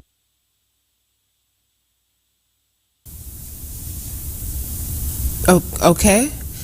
I think we lost that caller. However, he was sharing his experiences with us, and I want to thank him for using this platform to provide some of what he's observed and make some recommendations as well. At this point, we're going to address, I think we have one more call on the line. Do we? Welcome to Leadership Matters, you're live. Yeah, you're looking at looking for lovely. Yeah, my concern, right? I am a business person down into town at the ferry terminal, and we know they said that they all having Carnival this year, so I was concerned about how it's going to go. Because, if it's 50th anniversary, I think everybody need a piece of bread, not just carry it to some far place, but never needed nobody gonna get no bread like me because me not have no money to hire a chance to take it over there. What's not maybe the area will be so expensive that I'm not able to reach, and it's not fair. For we are having 58th anniversary, and it's like go down dead like that. It's not fair. I don't know who really running this thing here. We need to pep up this thing. It's our 50th anniversary of Carnival. I think we need to lose the ball, as I say, lose everything, and let things go good. Because for the few months now, we ain't making no money. Sometimes you go down there on a weekend, you hardly could make a $5 from a $2. So I don't know what really going on. I ain't want to say to them because we say that you got offended like you rich getting rich and the poor will get poorer. I am in the business for 21 years now, and it will be very hard to see 58th anniversary coming and like we ain't enjoying it. We need a little juve. That is what will pep up the place. You could get some drinks. Look, Miami just had a big carnival the other day, and they're bigger than us. So I'm very concerned. I beg the Prime Minister, Mr. Timothy Harris, and your board members, then please look into this thing. Who you all put to organize this thing? They done rich from left to right, from grandmother to grandfather's side. Right? So they won't be care where this guy, what about going over forgiveness? Going over forgiveness for what? You can't keep one the concert over there one night, but not everything going forgive me. Like swallow saying everything going on points. I beg you all look for the poor people and Mr. PM. I put you there, Right, I don't want twice and I don't care what I just tell you, I say. I talk to my feeling about too outspoken, and that's me. So I beg you all look into this thing here because it's not nice. The girl calling body entertainer business. People want money to pay the bills. It's you I paying, As I get a little change, I pay the government. I ain't going up to go buy no flashy this and flashy that. So I beg you all, please look into this thing. I'm very concernable. You have a good night, you hear? Have a good night as well. Thank you so much for your call. And we have another caller who echoes similar sentiments. So I think we can actually begin with those concerns. I don't know, Mr. Prime Minister, who would be able to address the concerns about Carnival and where and how Carnival will be held this year and access to its activities, whether it's to participate or to profit from Carnival 50. What I would do will be to thank the callers for expressing their concerns. And certainly Carnival is still some time away. So it is good that early people are indicating their preferences. And I am certain that those responsible for the organization of the Carnival will take note of the meaningful and heartfelt expressions of the people. Carnival, like everything else that this government does, must be about the people and must be an all-inclusive event. So the concerns are matters that I will take up and look at. And as I said, we still have some weeks before the Carnival begins in earnest.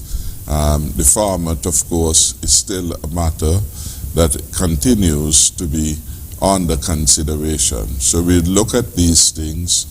One of the benefits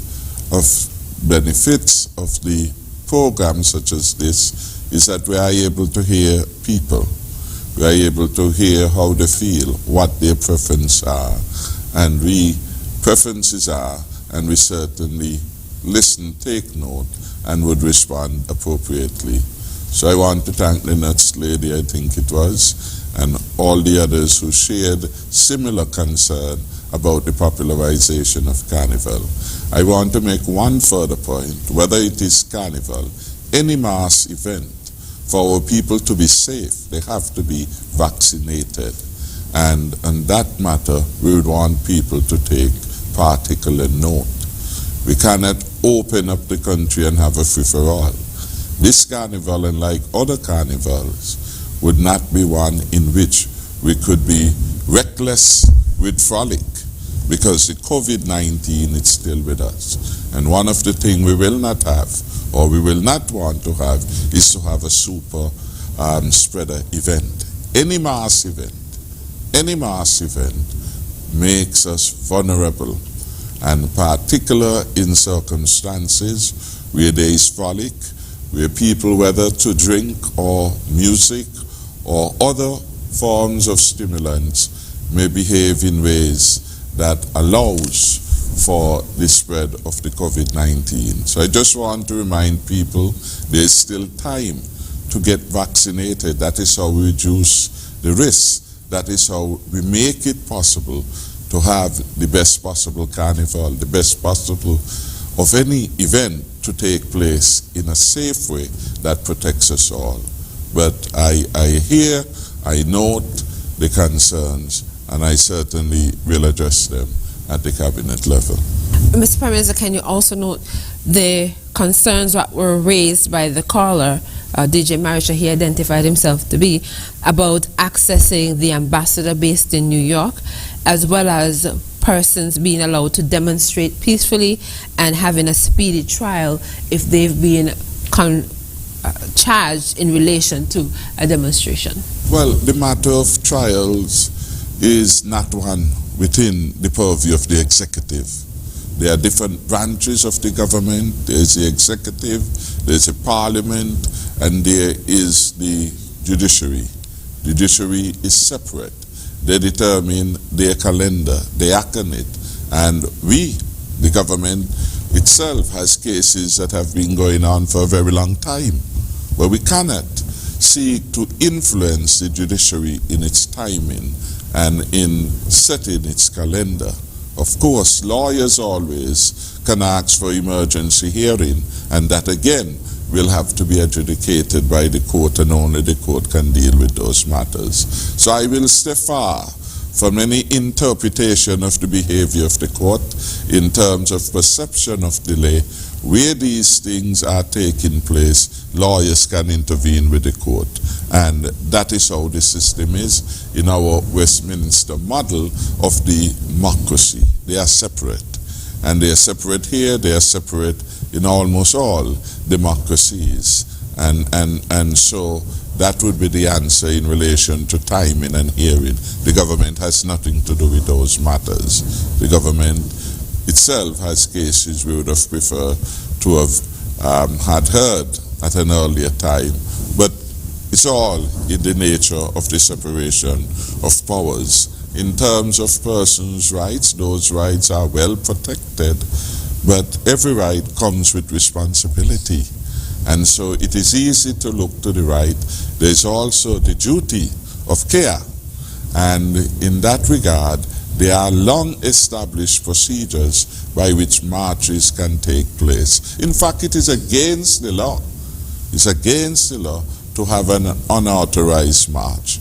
And that matter, again, will be dealt with through the usual channels. Those who are charged with the duty to uphold law will in fact attempt to ensure that law is being upheld. I think that people have to be very mindful that the circumstances this year and last year 2020 are very what should I say, turbulent circumstances, in that these are not normal days. We are in the midst of a COVID-19 pandemic. We are in the midst of circumstances where we have a very transmissible virus, and that of course have to contain all we do. It must contain how we in 2021 conduct our Carnival as it did last year. It determines how we conduct ourselves even in churches in terms of social distances. It determines duration of time. I mean, in some of the previous regulation, they told you how long you could have a funeral, how long you could have a wedding. I make those points and refer to them only to say that we are in changing times. And certain things that once could have been done in a particular matter certainly would not be allowable in these circumstances in which we are operating. And also, in our fight to contain the pandemic, we have been operating for some period of time under a state of emergency. And that also have certain consequences for certain things that are to occur in a country at a particular moment in time. But yes, we are strong in support of individual rights. We are strong in support of persons' ability to protest and to do all things that are part of the live democracy which we want to promote and even improve upon. But again, in these matters, good sense and good advice would be helpful. And I don't want to speak on any particular case except to deal with the generalities of what must exist in the context of our realities now.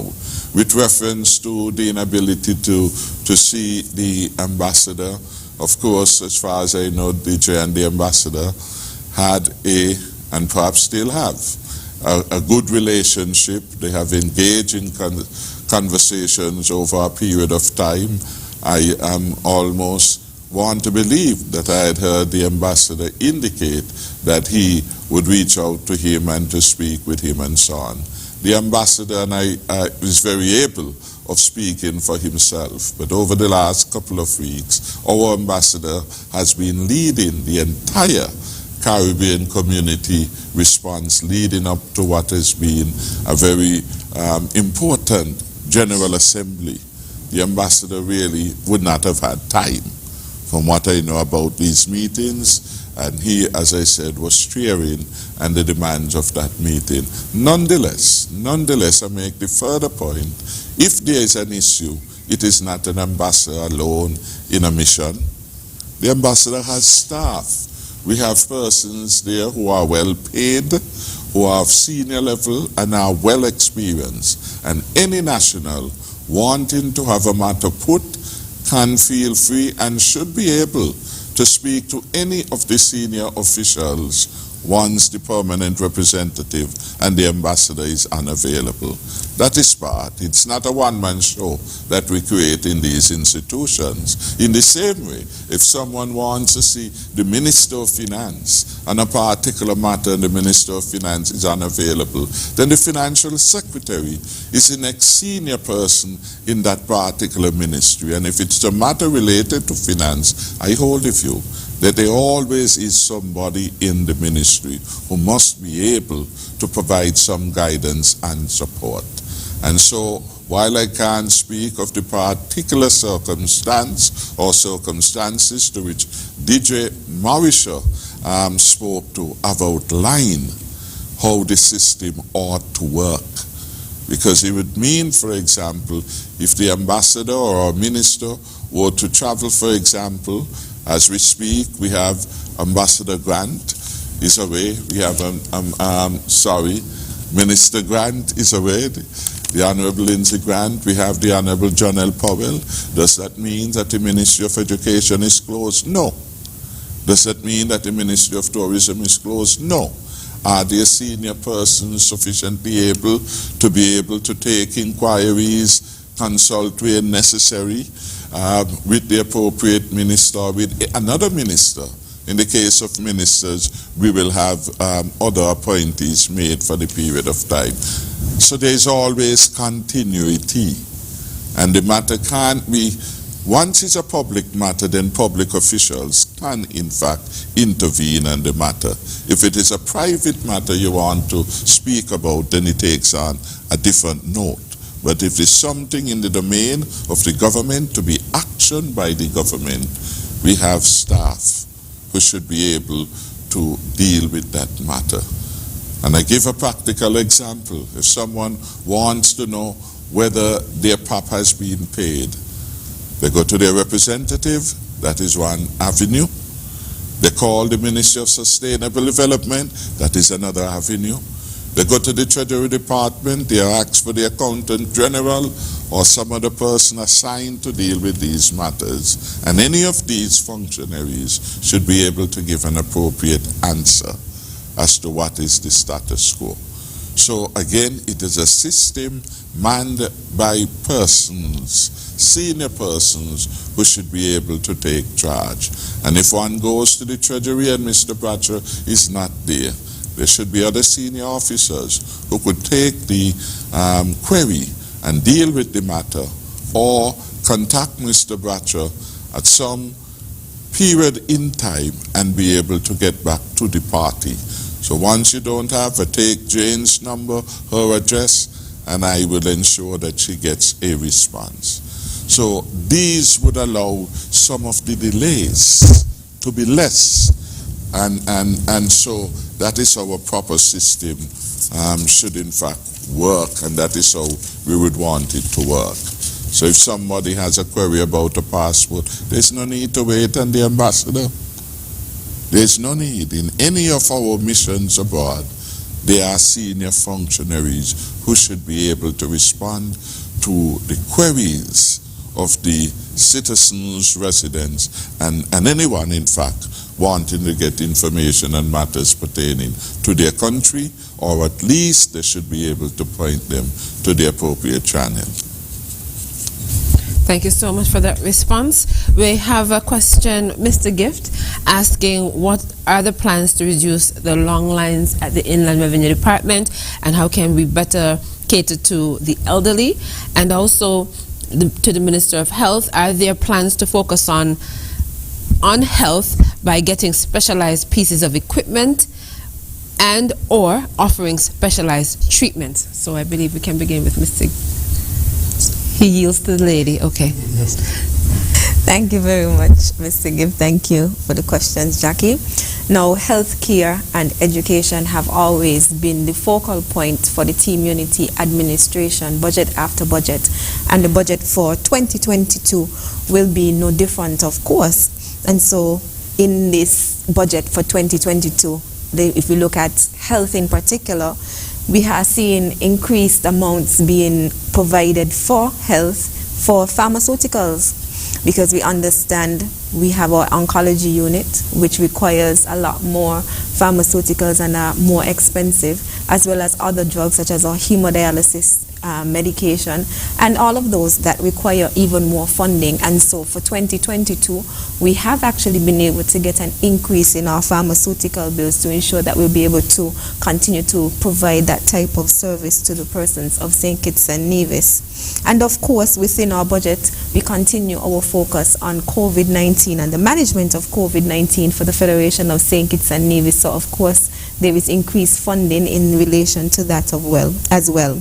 Now, in terms of being able to explore other diagnostic services, of course, the government and through the Ministry of Health will continue to explore options for diagnostic treatment and services. However, the government also recognizes that we can't do it alone.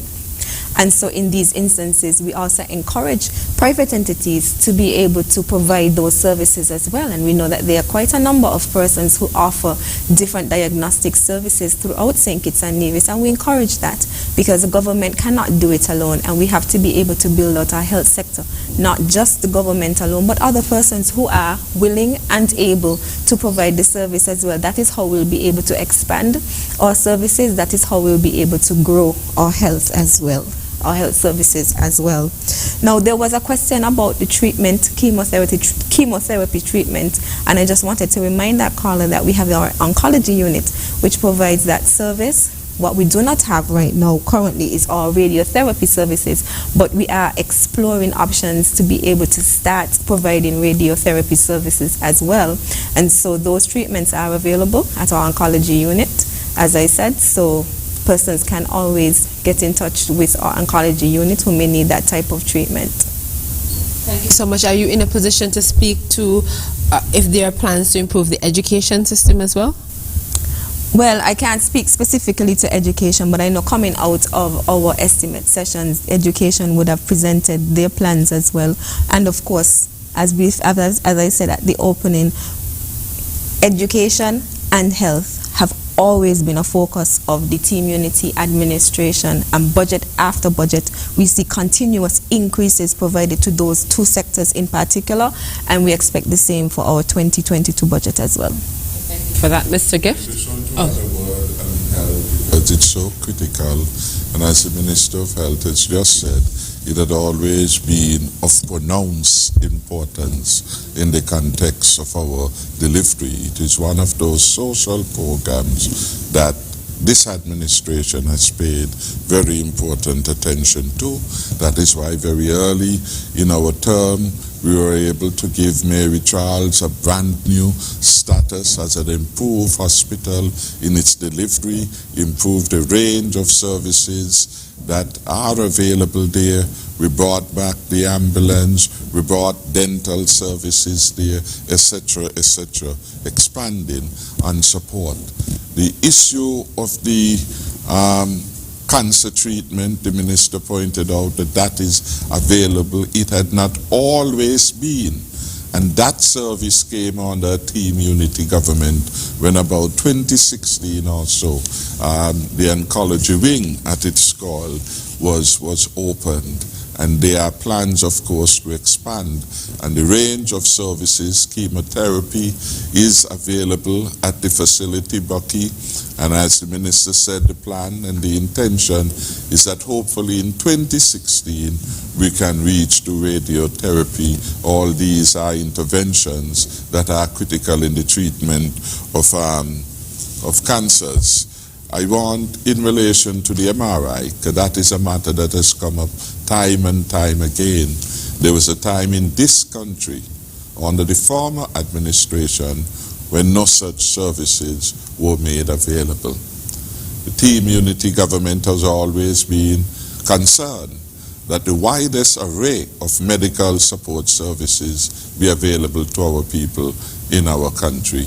And we are indeed happy that at least, starting from a position where there was none, we now have at least one, albeit a private facility that is providing that service. It means, however, that our citizens are saved significant sums of money from having to go abroad, whether to Antigua, Puerto Rico, Trinidad and Tobago, to get MRI support services. They are available right here on island, and it is efficient and it is good.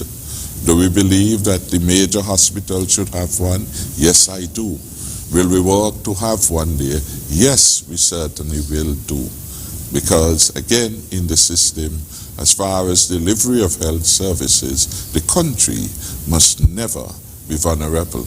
And so to the best of our ability and the best of our finances, we will work hard to have that facility available at one of our three hospitals on the island of St. Kitts, and preferably we will have that at the JNF hospital by next year.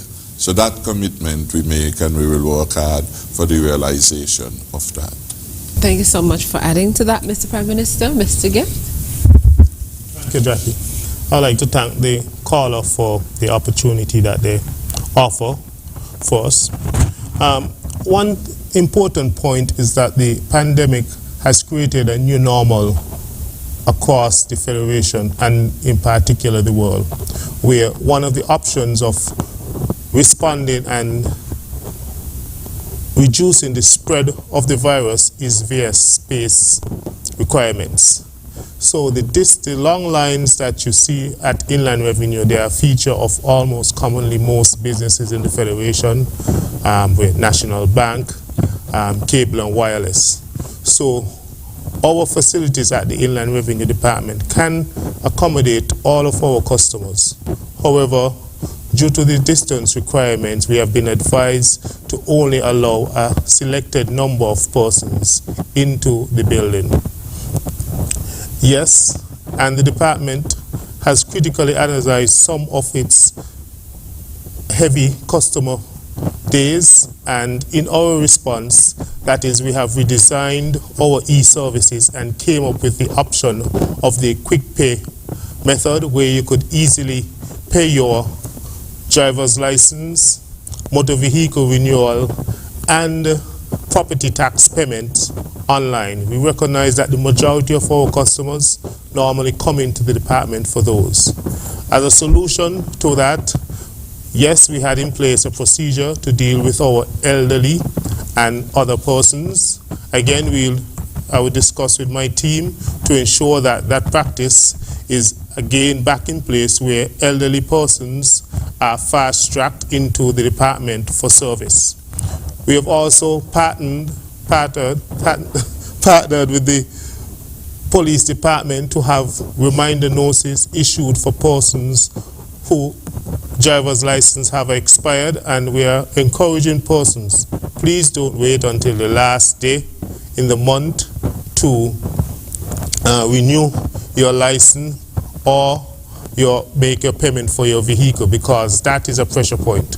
And we're encouraging persons to utilize our online options to pay your taxes that we appreciate and support the many activities in the budget. We'd also like to thank, I think it was Rock, for his suggestions.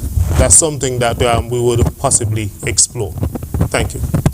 Thank you so much for your responses. We have a question about asking about repairs, for an update on repairs that should have been done to the Pelican Mall, as well as inquiring about vendors located at Port Zante getting access to cruise passengers. Well, thank you for that question. And I do hope that senior functionaries of the government are listening to the people as they speak, and this program, another program. Some of the matters, if they are properly supervised, we wouldn't be hearing about them.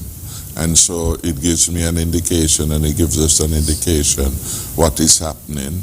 I wouldn't want to get into the specifics of these things, but again, to remind those who are public servants that they do serve the people, and they have to be in tune with what the people think, what the people want, what is reasonable, and their job is to attempt to bring solutions to the problems. The situation at Port Zante is one which is evolving. We have moved, and we have to count our progress, and we must make progress sometimes slowly in the context of what is happening. And COVID-19 required us that we have a new approach to organization and the way in which business is being conducted in Port Zante. We have as our most important strategy the life-saving strategy.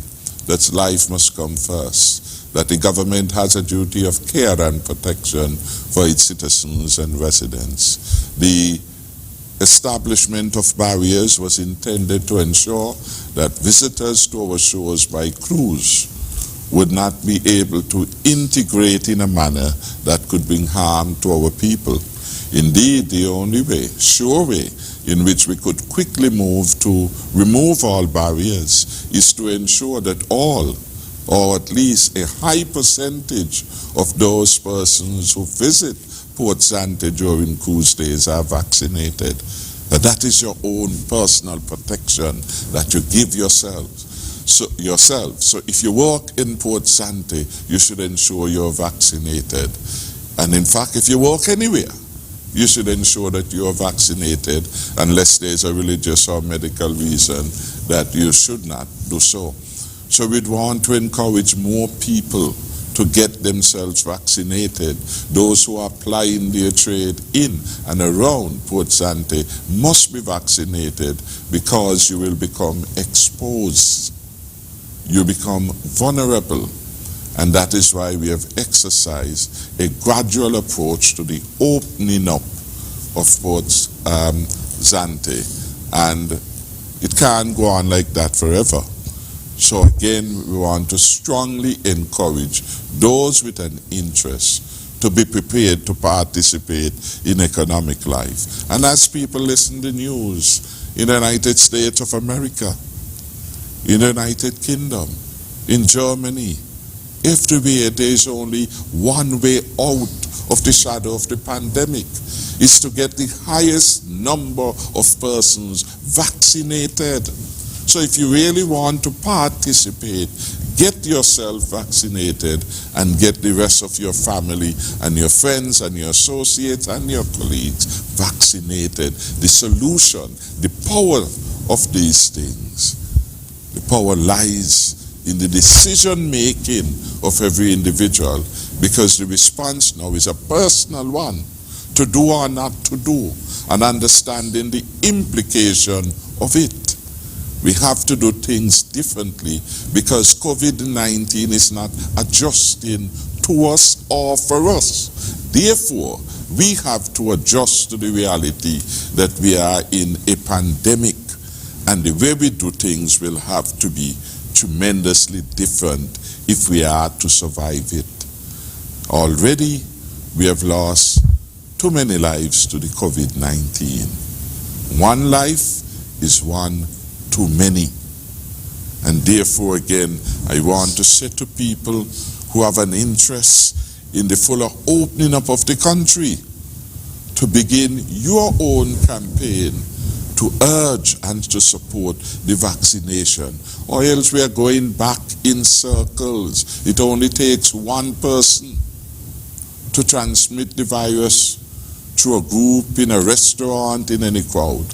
And then we are back again to community spread with consequential responses. Lock down the economy, close down businesses. We do not want that to happen again. And while we are mindful that persons are still hurting, part of it is that as good as we have been in terms of the vaccination rollout, we need a higher level of protection in the society at large. And as we get closer to that, as we get, for example, to the 80% threshold of all adults being vaccinated, we are going to be able to open up with safety, not abandoned in the process. So I would just want again to urge, we are pretty close to the 70% target for all adults. We are now at 77%, 77.1 or thereabout. So we just need more persons tomorrow and the day after, and every day up to Sunday, to get persons out to the centers so that we can do more for the country. But we have come a long way from when Port Zante was closed to now it is opened. Up to today, I am aware that the chairman of the task force, Abdia Samuel, had some facilities inspected early this morning and being available to participate in the experience, in the business brought on by the cruise. It shows flexibility on the part of the government. Where Abdia Samuel is now, he's overseas. But yet he was able to call the Prime Minister, we have this particular challenge. I know you want to help persons, more persons to participate. I have a number of business persons who have called me. Their businesses need inspection. I say, do what you can, do what is necessary. Whatever you do, I trust your judgment. You'll have the 100% support of the Prime Minister. And he got it done. So we are willing to do what is necessary to assist people, but you have to play your part to make it possible. It brings me then to commend Mr. Abdiel Samuel, who has been doing a tremendously successful job as the focal point of our response to the COVID-19 in terms of the National Task Force. And so I want to commend him and his team for getting things done today. The very fact that we were able to move, say from over Carambola to bring the ports back in town was due to the hard work of all the COVID-19 and the insistence of the cabinet that we want more persons to be able to participate in the benefits of the cruise industry. And we understand that the more places these persons are allowed to go, basically more business opportunities open up for people, and we would love that. But the cruise passengers themselves are saying, you are insisting that we come, that we be vaccinated so that we do not transmit the virus to your citizens and residents. Could you also provide some assurance that we will not expose? And it is a fair ask, and that is why we come up with the concept of the bubble tours, where there is control and there is a minimal probability of persons on either side, those residing here and those visiting, becoming infected with the COVID-19, and we must bear in mind COVID-19 kills. Thank you so much for that, Mr. Prime Minister. We have questions that were posed by an entertainer, and she asked what is going to be done for entertainers to ensure that they can earn during the upcoming season. She also asked two related questions. If A, when entertainers are bringing in items related to their trade, if the government would consider a special tax for them to make it easier to do so, and also if what will be done for entertainers to access duty-free concessions easier. Thank you so much for those questions, and I would like to thank the caller, Sister Sensia, for the questions as well. In terms of the duty-free concessions, as I would have discussed at the forum that we would have had on Friday, we are in the process of speaking with the relevant ministries, that is the Ministry of Finance and Customs, in determining the best way forward in order for us to be able to creative products. So those discussions are ongoing, and by next year we'll be able to provide more details on how you will be able to access those and the items that would be able to be duty free as well. In terms of loans, as I indicated earlier in my presentations, what we have done so far is we were able to get commitments from investors, angel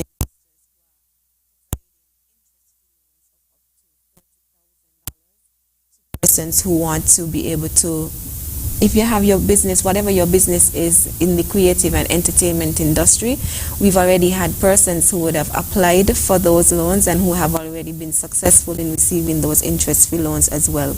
Outside of that, we've communicated with the Eastern Caribbean Partial Credit Guarantee Corporation to be able to provide guarantees for loans. They have 3 different classifications of loans that they will be offering the guarantee for. They have what they call the classic guarantee for 10 years for business existence, for 2 or more years with a 75% maximum guarantee. There's the working capital guarantee for 5 years for businesses existing for 2 or more years with an 80% maximum guarantee. There is a startup guarantee for 10 years for businesses existing for 3 months to 2 years with an 80% maximum guarantee. So clearly, just as the Prime Minister was speaking in relation to you doing your part, being vaccinated to participate, then there are also other ways you must also do your part.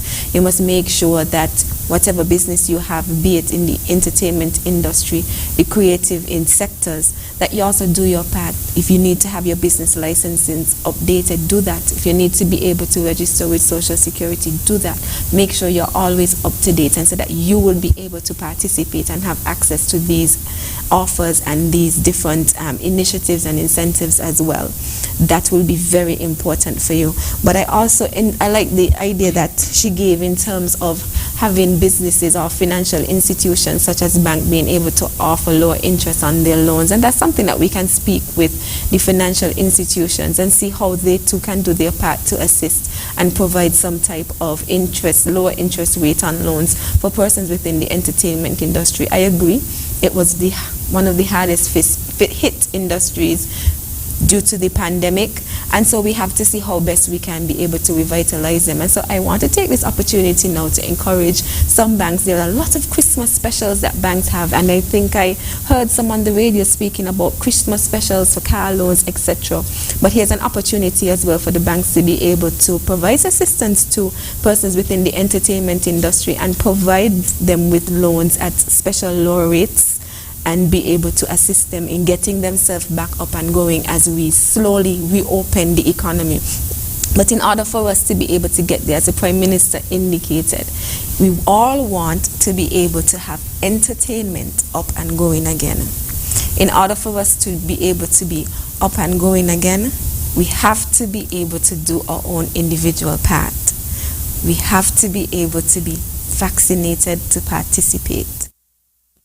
New York right now, you can't go to a restaurant, you can't go to their theaters, you can't go to any of their services or even events without being vaccinated.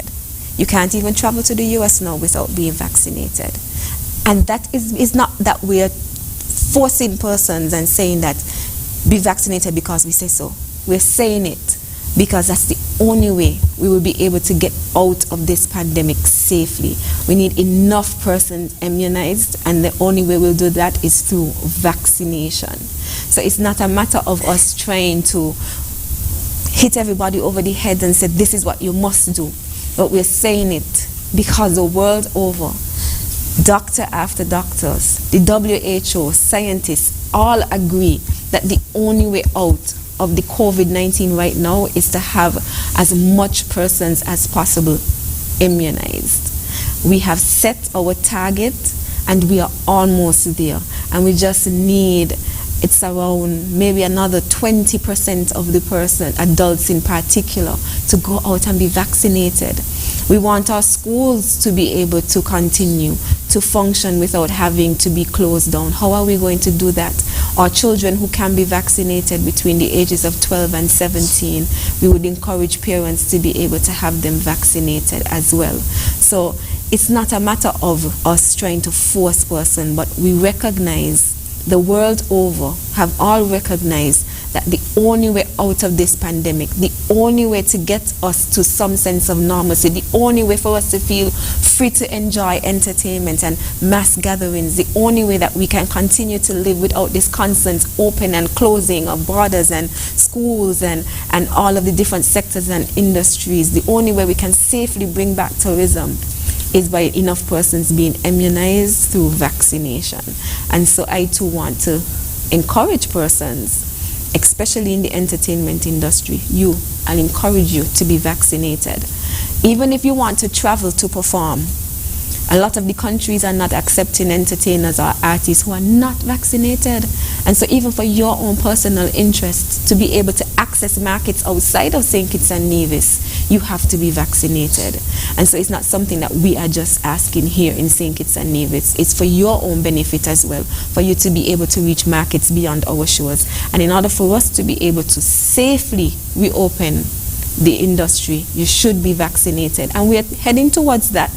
And so I'm going to encourage people more and more, go out and get vaccinated in order for us to be able to resume the entertainment industry at the levels in which we would have had them at some time in the past. It's a slow and gradual reopening. The entertainment may have been the first to be closed down, and it appears as if, yes, it may be the last to be reopened, but we're getting there. And we are already in discussions with recommendations and guidelines already before the task force from the Ministry of Entertainment for the safe reopening of mass events and the entertainment industry as a whole. And so before we actually release those guidelines, I'm asking everyone, as the Prime Minister said, vaccination is how we're going to get there to where we would love to be. And I'm just pleading with everybody, please get vaccinated if you can be vaccinated. Thank you so much, Minister Akila Barron. The concessions point raised by Sensia, and I want to commend her. She's an entertainer by heart, by spirit, and I love her and her approach to things. I want to commend her for the positive messages she has brought and the whole issue of vaccination. So to some extent she's a unique personality. I am aware that she herself had challenges in accessing the duty free, and one of it has been that there had not been an appropriate legislative or policy framework with regard to how entertainers access that. And the route that had been tried in the past was going through the small business legislation to access. But certainly, having reconfigured the ministry, one of the things that we are hoping is that we will have a policy that comes, draft policy, that consider the special areas in which the government could provide support for entertainers. What are the specific equipment, for example? We know if you're in agriculture, you can get on a four-wheel drive, you can get duty-free on a tractor, you can get on certain implements. In the same way, we need to have these identified and in a way that does not expose to abuse the system to abuse, and we certainly will look at that favorably, because this is going to be critical as we attempt to build out a stronger industry and one that is more involved. So I would want to encourage her and to encourage the ministry. I know they have been doing work to get to the point where we can articulate this, and then that will take away some of the time involved in going through finding the right program under which it could be justified. And so that is something that I would love to see, and we are working on. Again, in terms of financing largely is a prerogative of policy decisions by lending institutions, and the government can encourage, and the government will encourage, and tonight we have heard the minister encourage that. We will see what more we can do to have a policy that is more favorable. But there is a challenge and there is an opportunity. There is now an opportunity for our credit unions, for our banks, to be able to come up with a policy much more facilitating to the entertainers. And we, of course, would welcome that.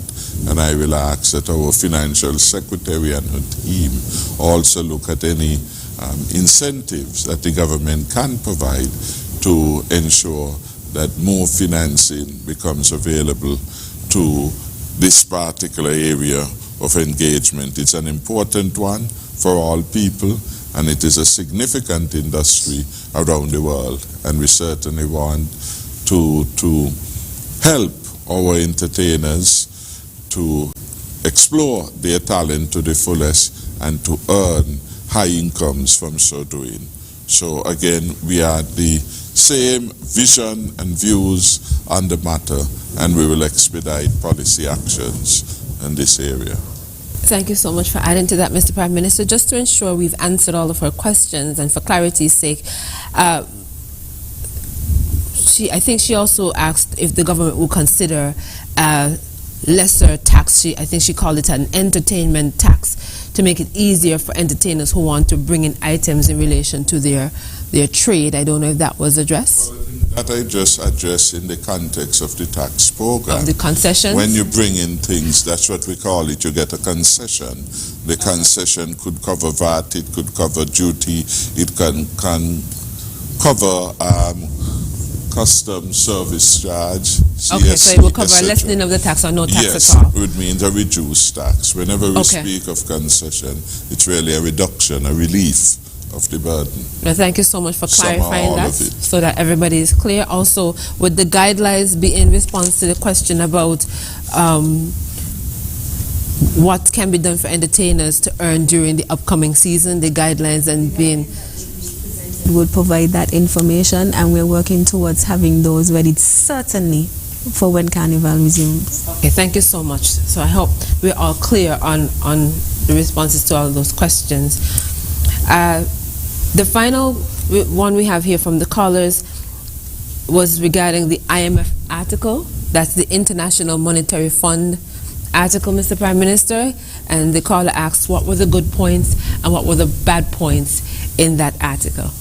I want to thank Mr. Howell for that question. He always asks the more difficult ones. But I want to thank him nonetheless for keep this particular matter in focus. I would say the Article 4 report and the concluding statement on St. Kitts and Nevis has overall been quite positive. And I can't generally speak of bad points. They have identified some areas of challenge where the downside risk would be, what if the CBI program, for example, underperform? What if you have a natural disaster? All these things can constrain the growth. The one, if we have, for example, another wave of the COVID-19 community spread, that of course would put a damper on economic recovery. But overall, in my view, it has been a very positive report.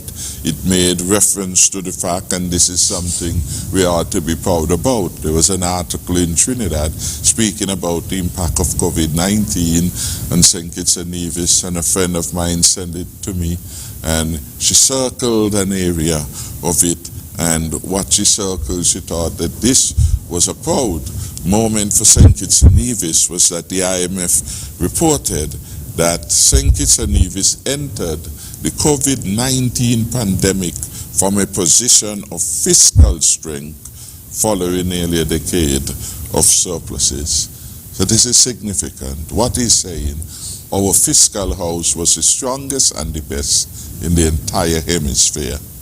So we have gone large, not just within the OECS, not just within CARICOM, but wider field within the hemisphere. St. Kitts and Nevis was at the strongest position fiscally in relation when the COVID-19 came and visited us. Secondly, it commended us for our performance up to last year in securing lives of our people.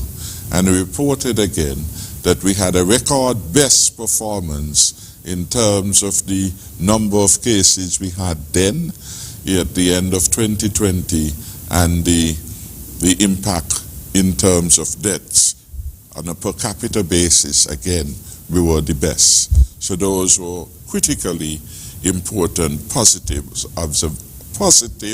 observations. The IMF report also indicated what we had known for some time, that the public debt had been reduced to an all-time low under the Team Unity administration. Prior to the Team Unity administration, it was at the world record worst. We were the second most indebted state under the previous administration. So we have come a long way. But most importantly, the international benchmark is a debt to GDP ratio of 60%. And we were the first within the sub-region of the OECS to have achieved that benchmark. It was intended that that benchmark should be achieved by 2030. I think by 2018, we had already achieved that target. That speaks very well to our ability to manage our nation. And it also made reference to the good safety net systems that we have. Indeed, time and time again, the Financial Secretary has reminded that we have more social safety nets than any other country. And whether you look at it in terms of our PAP, which is a major one, $500 support delivered to thousands of families, many of them still earning, but in our view not earning a livable wage. That is significant. Whether you look at it in terms of the number of free services that our young people and our elderly can access from the health system, those are social safety nets. They buffer us, they help us, and they protect the poor and the vulnerable. Whether it is the other services that you are sick, you can go to the Ministry of Social Development and get help. You could get assistance with burial. All those are part of the social safety net that is available. And we have done perhaps one of the most significant renovation and support in the housing rehabilitation in the country over the last 100 years. After the two hurricanes of 2017, Irma, and I think it was Maria, we assisted over 3,000 households repairing the roof. In fact, some of their houses were so substantially damaged that we had to build a number of homes for persons all over the country: Sandy Point, St. Paul's, Tabernacle, Phillips. And so that is part two of our social safety net program. So we have done well in that regard, and those are highlighted in the program. We were also complimented for the implementation of the stimulus program. Members would recall that we had the largest and the best stimulus package, over $120 million earmarked in our first stimulus package. When we were giving persons substantial sums of money in other countries, they were getting $75 and $300. We were talking thousands of dollars. So significantly we had done well. And of course, in all that, they frame it in the context of our prudent fiscal management. And they indicated that while we have been spending now 2 stimulus packages, and we have to do that to get the country out of the doldrums, we have to do that to ensure that persons, the dignity of the poor, the dignity of the unemployed is maintained, and that social disquiet is contained in the country by positive interventions. There will be a point where we have to, once we get through the worst part, begin again to save for the proverbial rainy day. So these are just some of the very good things that have come out of the program. And in terms of the, I wouldn't say negative, because it's a very constructive report. In terms of the concerns, is that we have to be careful, one, that we always save for the rainy day. And so once things get back to normal, we advise again to save so that we will be able to respond to exogenous shocks and other shocks that will come up. And we are told, as it were, that we have to continue our plan for diversification of the economy. And small, vulnerable states always have to put a significant sum of resources away, because we never know what may hit us. No one anticipates, for example, COVID-19. And look what it has done to our country and to every country in the world, including the United States of America.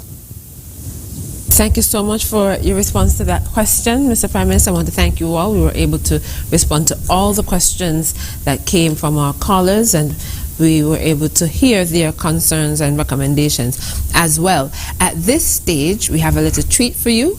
We had a question was put to the public regarding the topic this evening, and we're talking about the 2022 budget as a critical planning tool for our recovery.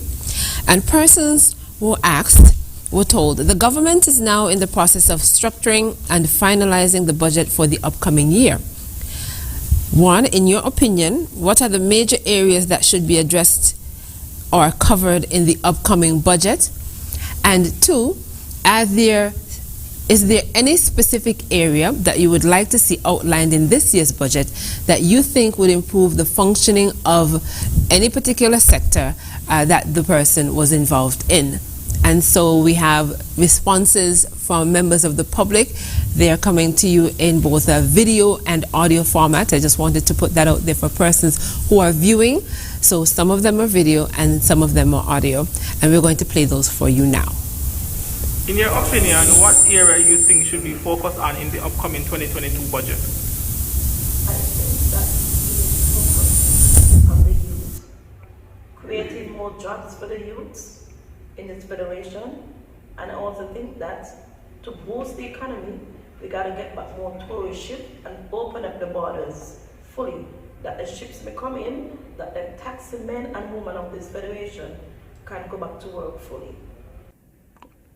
Yeah, so also I think that we need to put some more funding there for small businesses, and because as you see, COVID has taken a toll on the society, and right now we are basically in a position where a lot of people that have small business are suffering, and some of the people, instead of being given help from the government to refurbish or re-enhance what is there already, we are actually now opening more businesses on those businesses that are actually struggling in this economy at this time. So I think that we need to put something in the budget now for that, enhancing some of these businesses that's there, that went through the little turbulence with the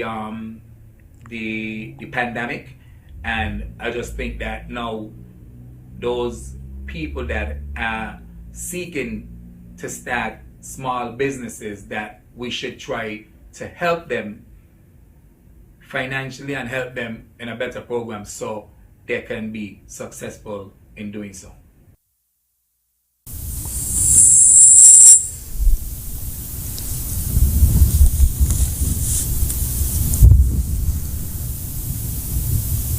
We have some audio responses that we're going to play for you now. Persons responding to what they think should be a focus of the budget.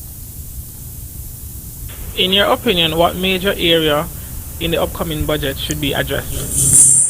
In my opinion, I believe the Department of Information needs some attention, more specifically the local media house under the present government governance. I believe that there is financial support that is needed so that this media platform can be even further developed and the content produced can be of a higher standard and quality as it's representing the nation as a whole. In your opinion, what are the major areas that you think should be addressed in the upcoming budget? Well, I think you should provide more jobs for the youngsters that are finishing school, you know what I mean, so they won't be on the street stranded and looking to pick somebody's pocket, break somebody's house, if you understand where I'm coming from. Because either hands, we don't know, a lot of mischief going to be done. So I think y'all should provide more jobs for the young men them, instead of stopping them from going into gangs, you know what I mean, going stranded, and other people misleading them to do bad. So I think job is the best thing for them. Some kind of program to get them skill and what's not. In your opinion, what area would you like to be focused on in the new budget? The health sector, that's foremost for me. I would like to see, vast improvement in that area. So I think additional funds will be, needed to really do all the upgrades that are required. In your opinion, what major areas in the government should focus on in the upcoming budget? My opinion is that focusing more on the children that live in school, because they can't get a job as they finish. Rams populated, Polo, and these other stores. So in my opinion, I believe that he should focus on more like, what should I say, factories and those kind of area. In your opinion, what area you think the government should focus on in the upcoming budget? All right, healthcare. Healthcare based on the fact that the health infrastructure need a lot of attention, like up the general hospital, I think we need more dedication and equipments for persons facing serious illnesses. In your opinion, what area you think the government need to focus on in the upcoming budget? In the upcoming budget, I feel the government should focus more on education and the health sector. Reason for this is in the year 2020 and 2021, as we are currently in, we've seen that those two areas in particular were devastated most by the coronavirus. And as prepared as we think we were, there are some areas in those said departments that really need to be revamped and re-evaluated for the upcoming budget.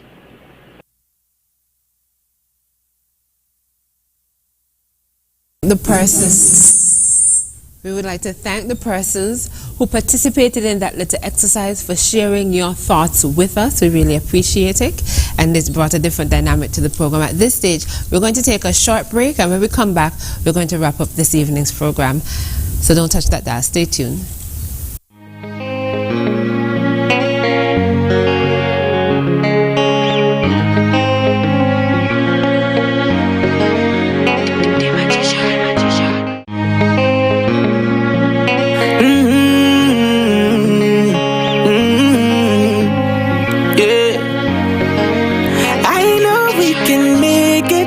It's only just a phase. Once we're vaccinated, and everybody gon' be safe. Everybody gon' be safe. One kind, yeah. One people. We are roll up to roll out, yeah. Cause no man's alone. Do what's right, alright. Cause I love you, brother, my sister. And we're in this together, my sister, my brother. I don't wanna lose you. I love you too much. I think it's better for us, yeah, yeah. It's better for us, yeah. I don't wanna lose you. I love you too much, yeah, yeah. It's better for us. Tell your mommy to let it roll out. Bless up, Dejo here, and I'm doing my part in the fight against COVID-19 by following all safety protocols and, most importantly, rolling up my sleeve for the vaccine. So I'm encouraging you to do the same, because that's our best shot of protecting ourselves, our family, and our friends. So don't wait, vaccinate. Let's roll up to roll out.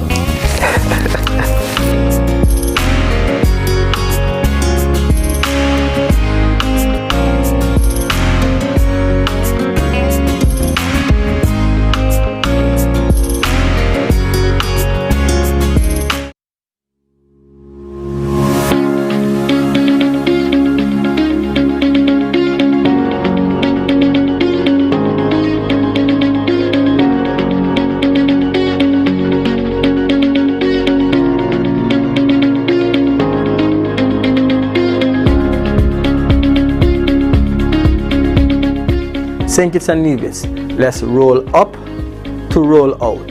It's our best shot.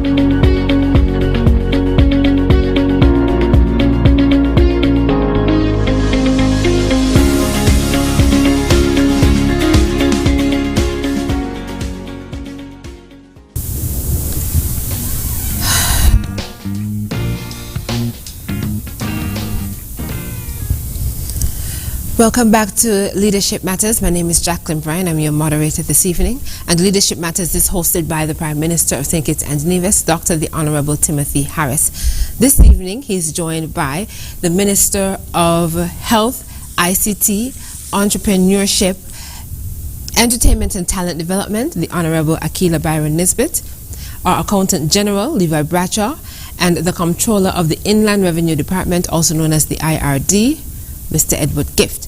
We're going to try and take the questions and comments that came in via WhatsApp.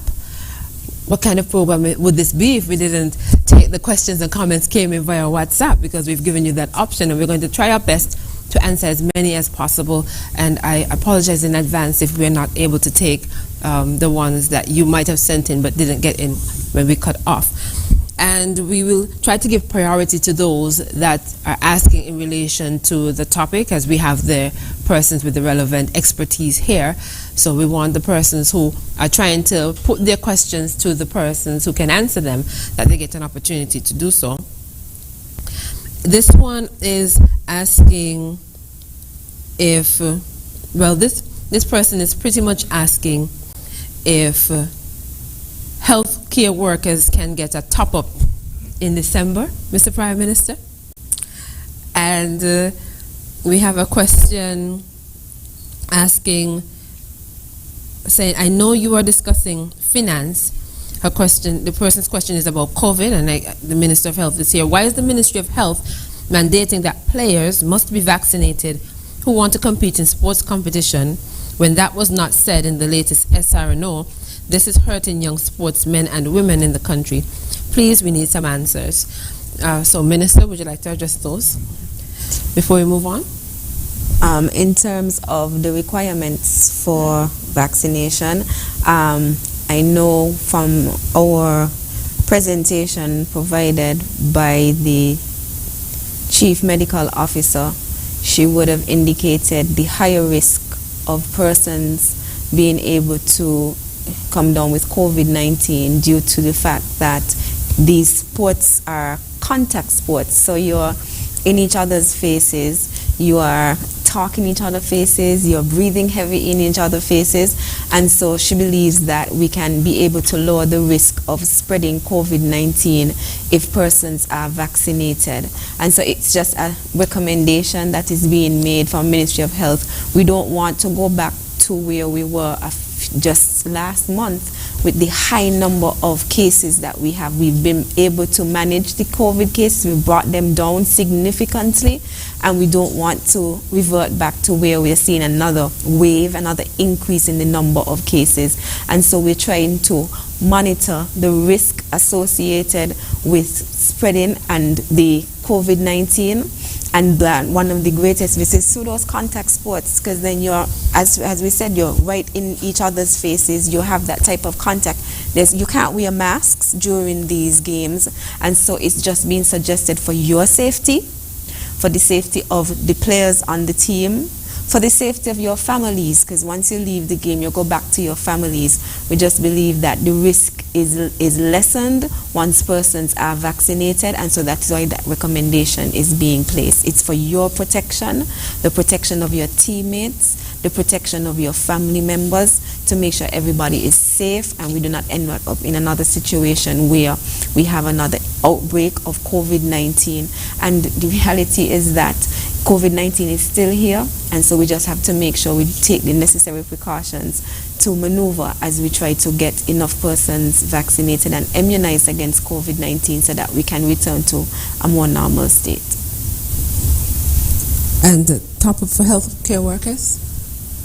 Thank the caller for asking that question, and certainly at the appropriate time we will address that matter.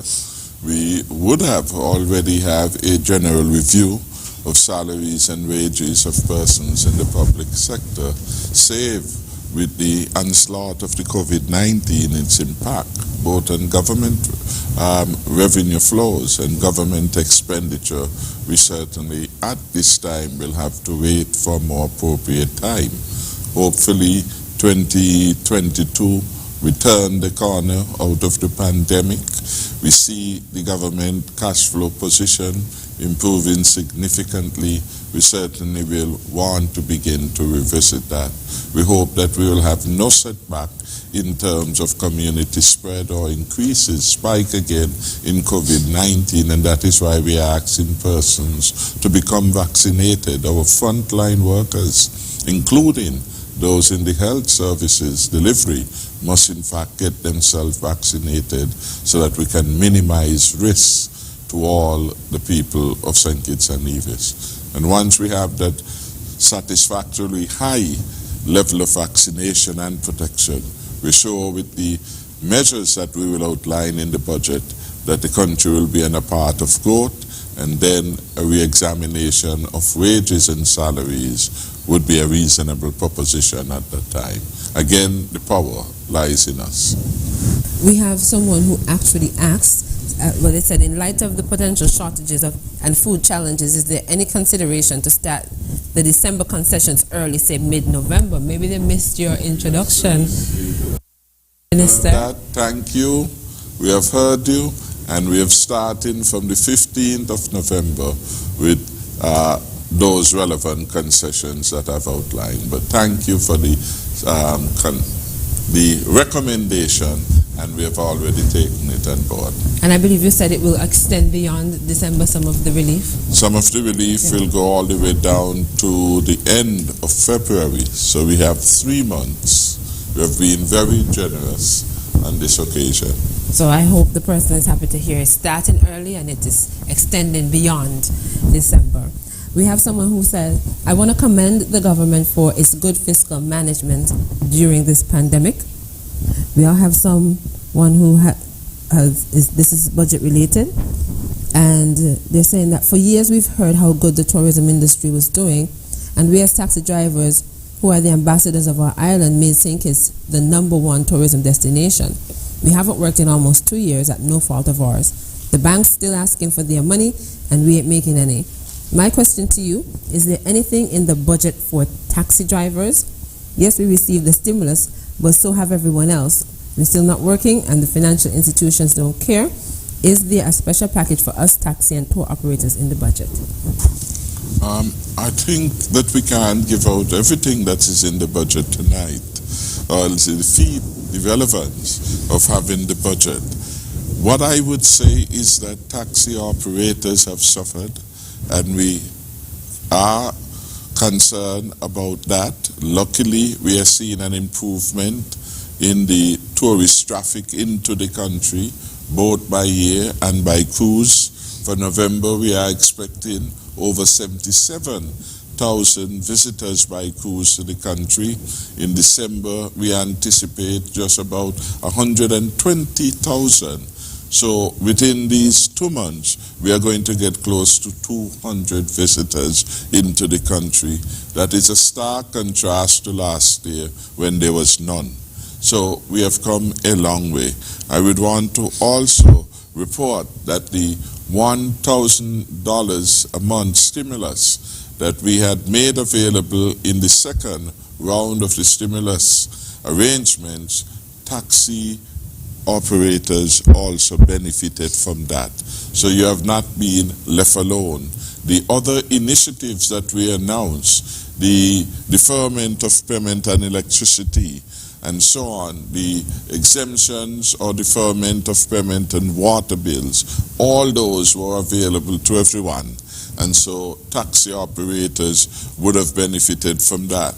The loans, we would advise persons to go in to their financial institution, alert them as to their situation, and to request these, because there can be a delay, a postponement of payment of interest and principal. We had negotiated this with the central bank, which had given that mandate to commercial banks. In the context of St. Kitts and Nevis, over $310 million, a loan portfolio of over $310 million benefited from the moratorium which we negotiated with the central bank. So among that were persons who were involved in the transportation business. So some of them would have the moratorium, that is the delay, the postponement of the payment of interest and principal, that has now been extended, I think, until March next year. It was to have ended at the end of September this year. We made a presentation to the Monetary Council. The Monetary Council agreed for a further 6 months extension.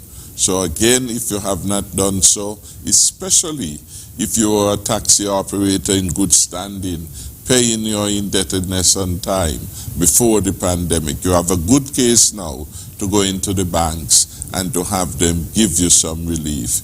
In fact, one of the sectors that we particularly noted needed to have this moratorium extended was the tourism sector, for all the reasons advanced, that you had been hard hit and that it would take some time for you to recover. Any other easement that we can give, we will identify in the budget, but already we have given substantially to every citizen affected by the pandemic, both in this round of the stimulus package and in the first one, which we announced. So you are never alone. The team Unity Government is standing with you.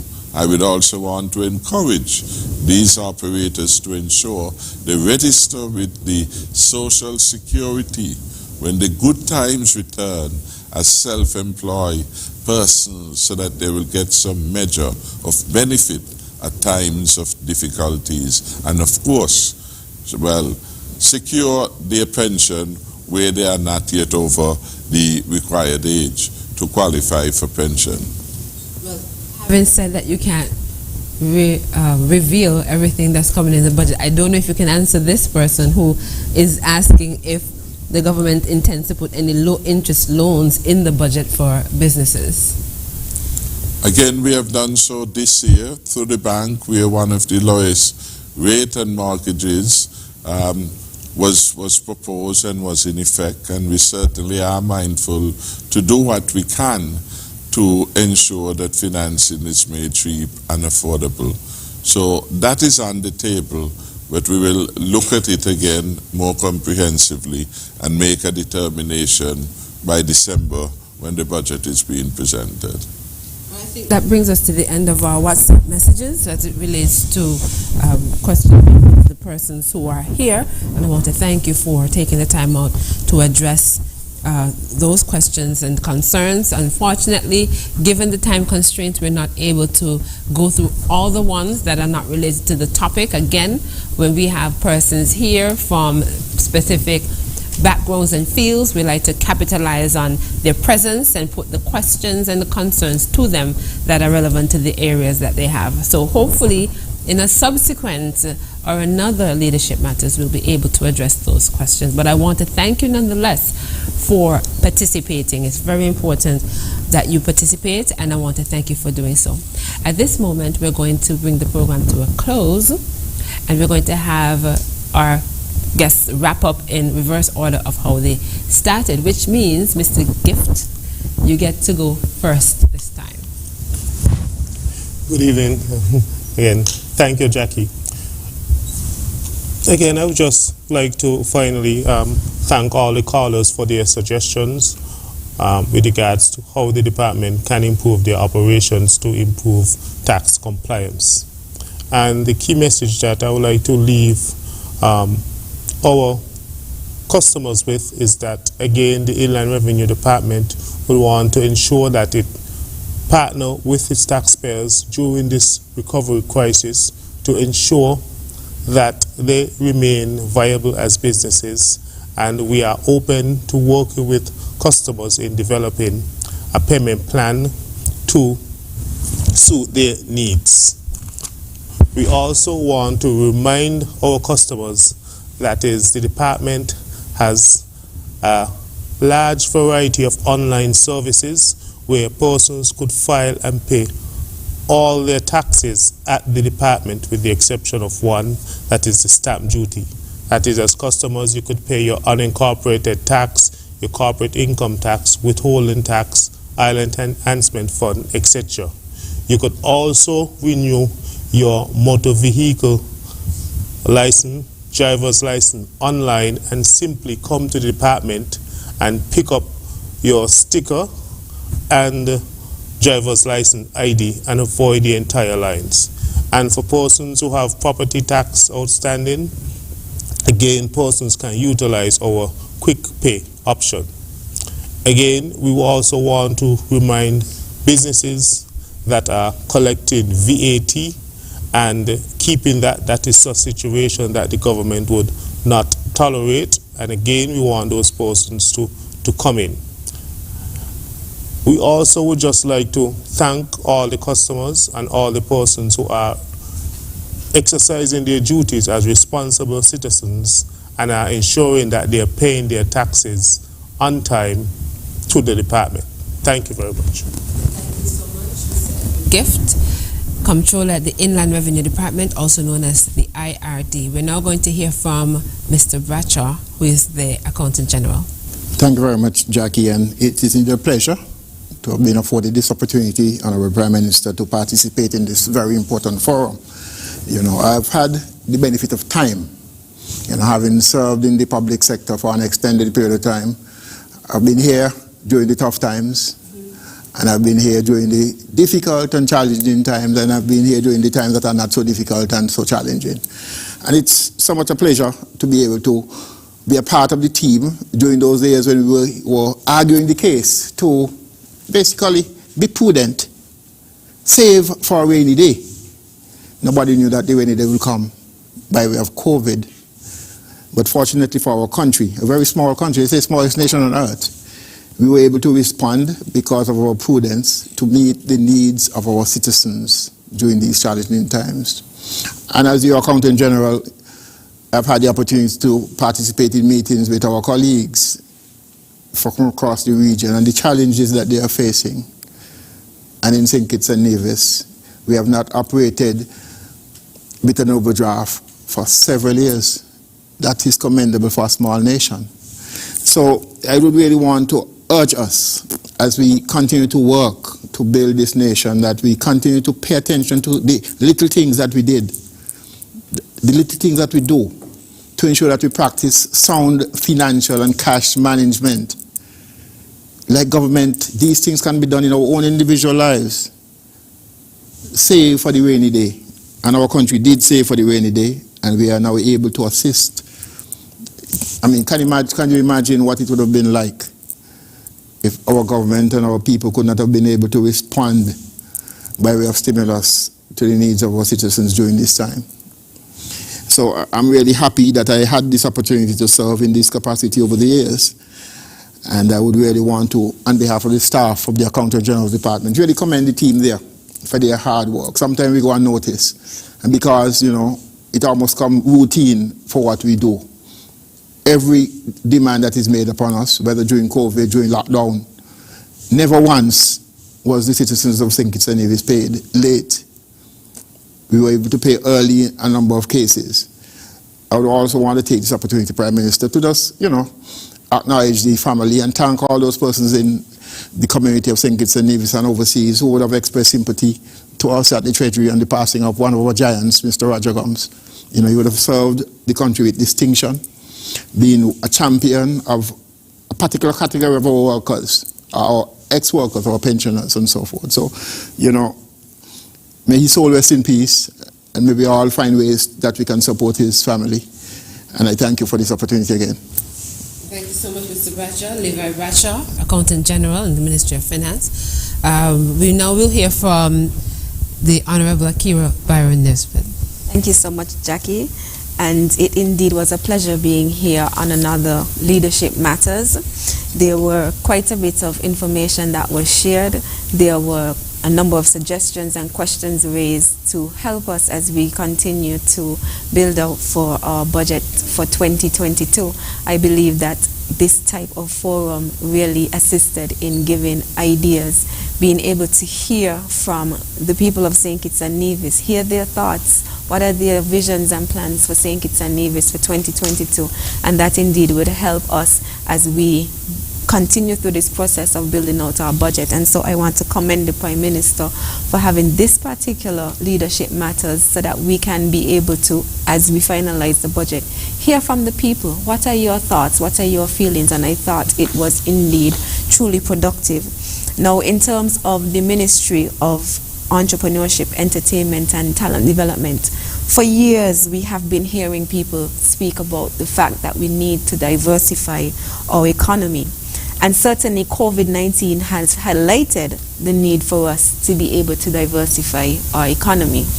During the campaign in 2020, the Team Unity administration recognized the need for us to be able to diversify our economy. And it is from there that was birthed this Ministry of Entrepreneurship, Entertainment and Talent Development. And ministry that helps us in that pivot that we need to be able to add more to our economy, more options to our economy, more ways of being able to gain some type of income generation within our economy. We've seen within the COVID-19 era how entertainment was able to continue in some aspects, for instance, film and photography. Even though the country may have been closed, that's something that was able to continue to flourish, and from it there can be spin-offs that we can gain, such as the marketing of the island at levels that we would not be able to pay for. I can even give you examples of just recently in the Dominican Republic, there was a movie that would have been shot there on a beach in particular. And because of the success of that movie, between July to now, the number of tourists visiting that particular beach in Dominican Republic skyrocketed because of that movie. We see the potential in being able to have entertainment as one of our driving factors within our economy, and we understand the need for us to diversify and pivot and be able to create more options within our economy for us to be able to continue to grow as a nation and to be successful. And so for 2022, we're looking forward to what the ministry will be able to provide, how it will be able to help on that continued trend towards our diversification and introducing more in the entertainment industry to the 4 main areas that we would have identified in film and photography, music and entertainment, the arts and innovation, because we believe that that is what is necessary to continue to grow our country, and we see the value that can be created through this industry.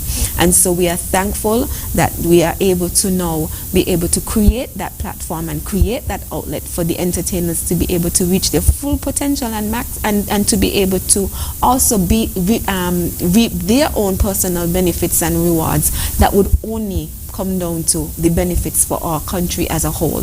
And so I'm very happy to have been here tonight so that we can show the government's firm commitment in the build out of the entertainment industry, and our belief that this is a way in which we can be able to successfully diversify our economy, and we can see gains from it as well. And so again, I want to thank the Prime Minister for having me here tonight. I believe that this session was informative, but it was also instructive, and we were able to gain more insight from the callers.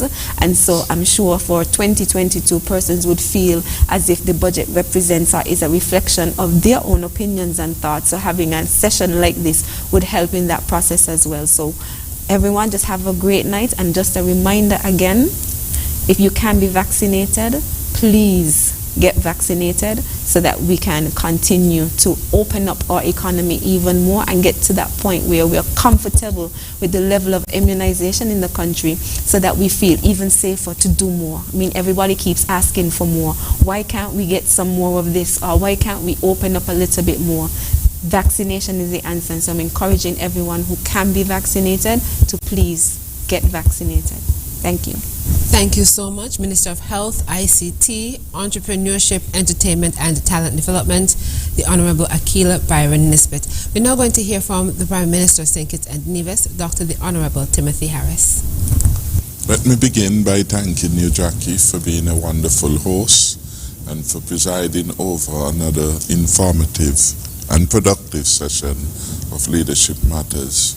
Equally, I want to thank each of the panelists for participating and for adding value to the public conversation. Indeed, this is one good example of accountability in operation and clearly a reflection of good governance at work. Where here the high officials of the government have come and, as it were, opened themselves up to questions and being required to respond at a moment's notice. In this regard, I want to thank our Minister of Health et al., the Honorable Akila Byron Nisbet, for taking time, for being here, and for addressing some very significant matters relating to health and relating to the new Ministry of Entertainment and Entrepreneurship.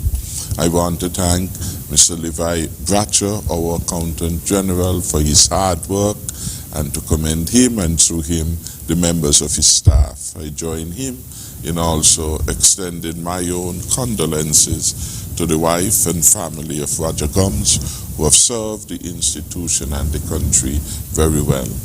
I want to commend Mr. Giff as our Comptroller of Inland Revenue for the work at that revenue collecting department and for the services that are being provided.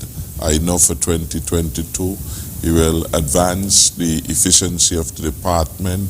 We will ensure that most, if not all, of the services are online and therefore provide more options for us to make it easy, facilitate payments of the taxes.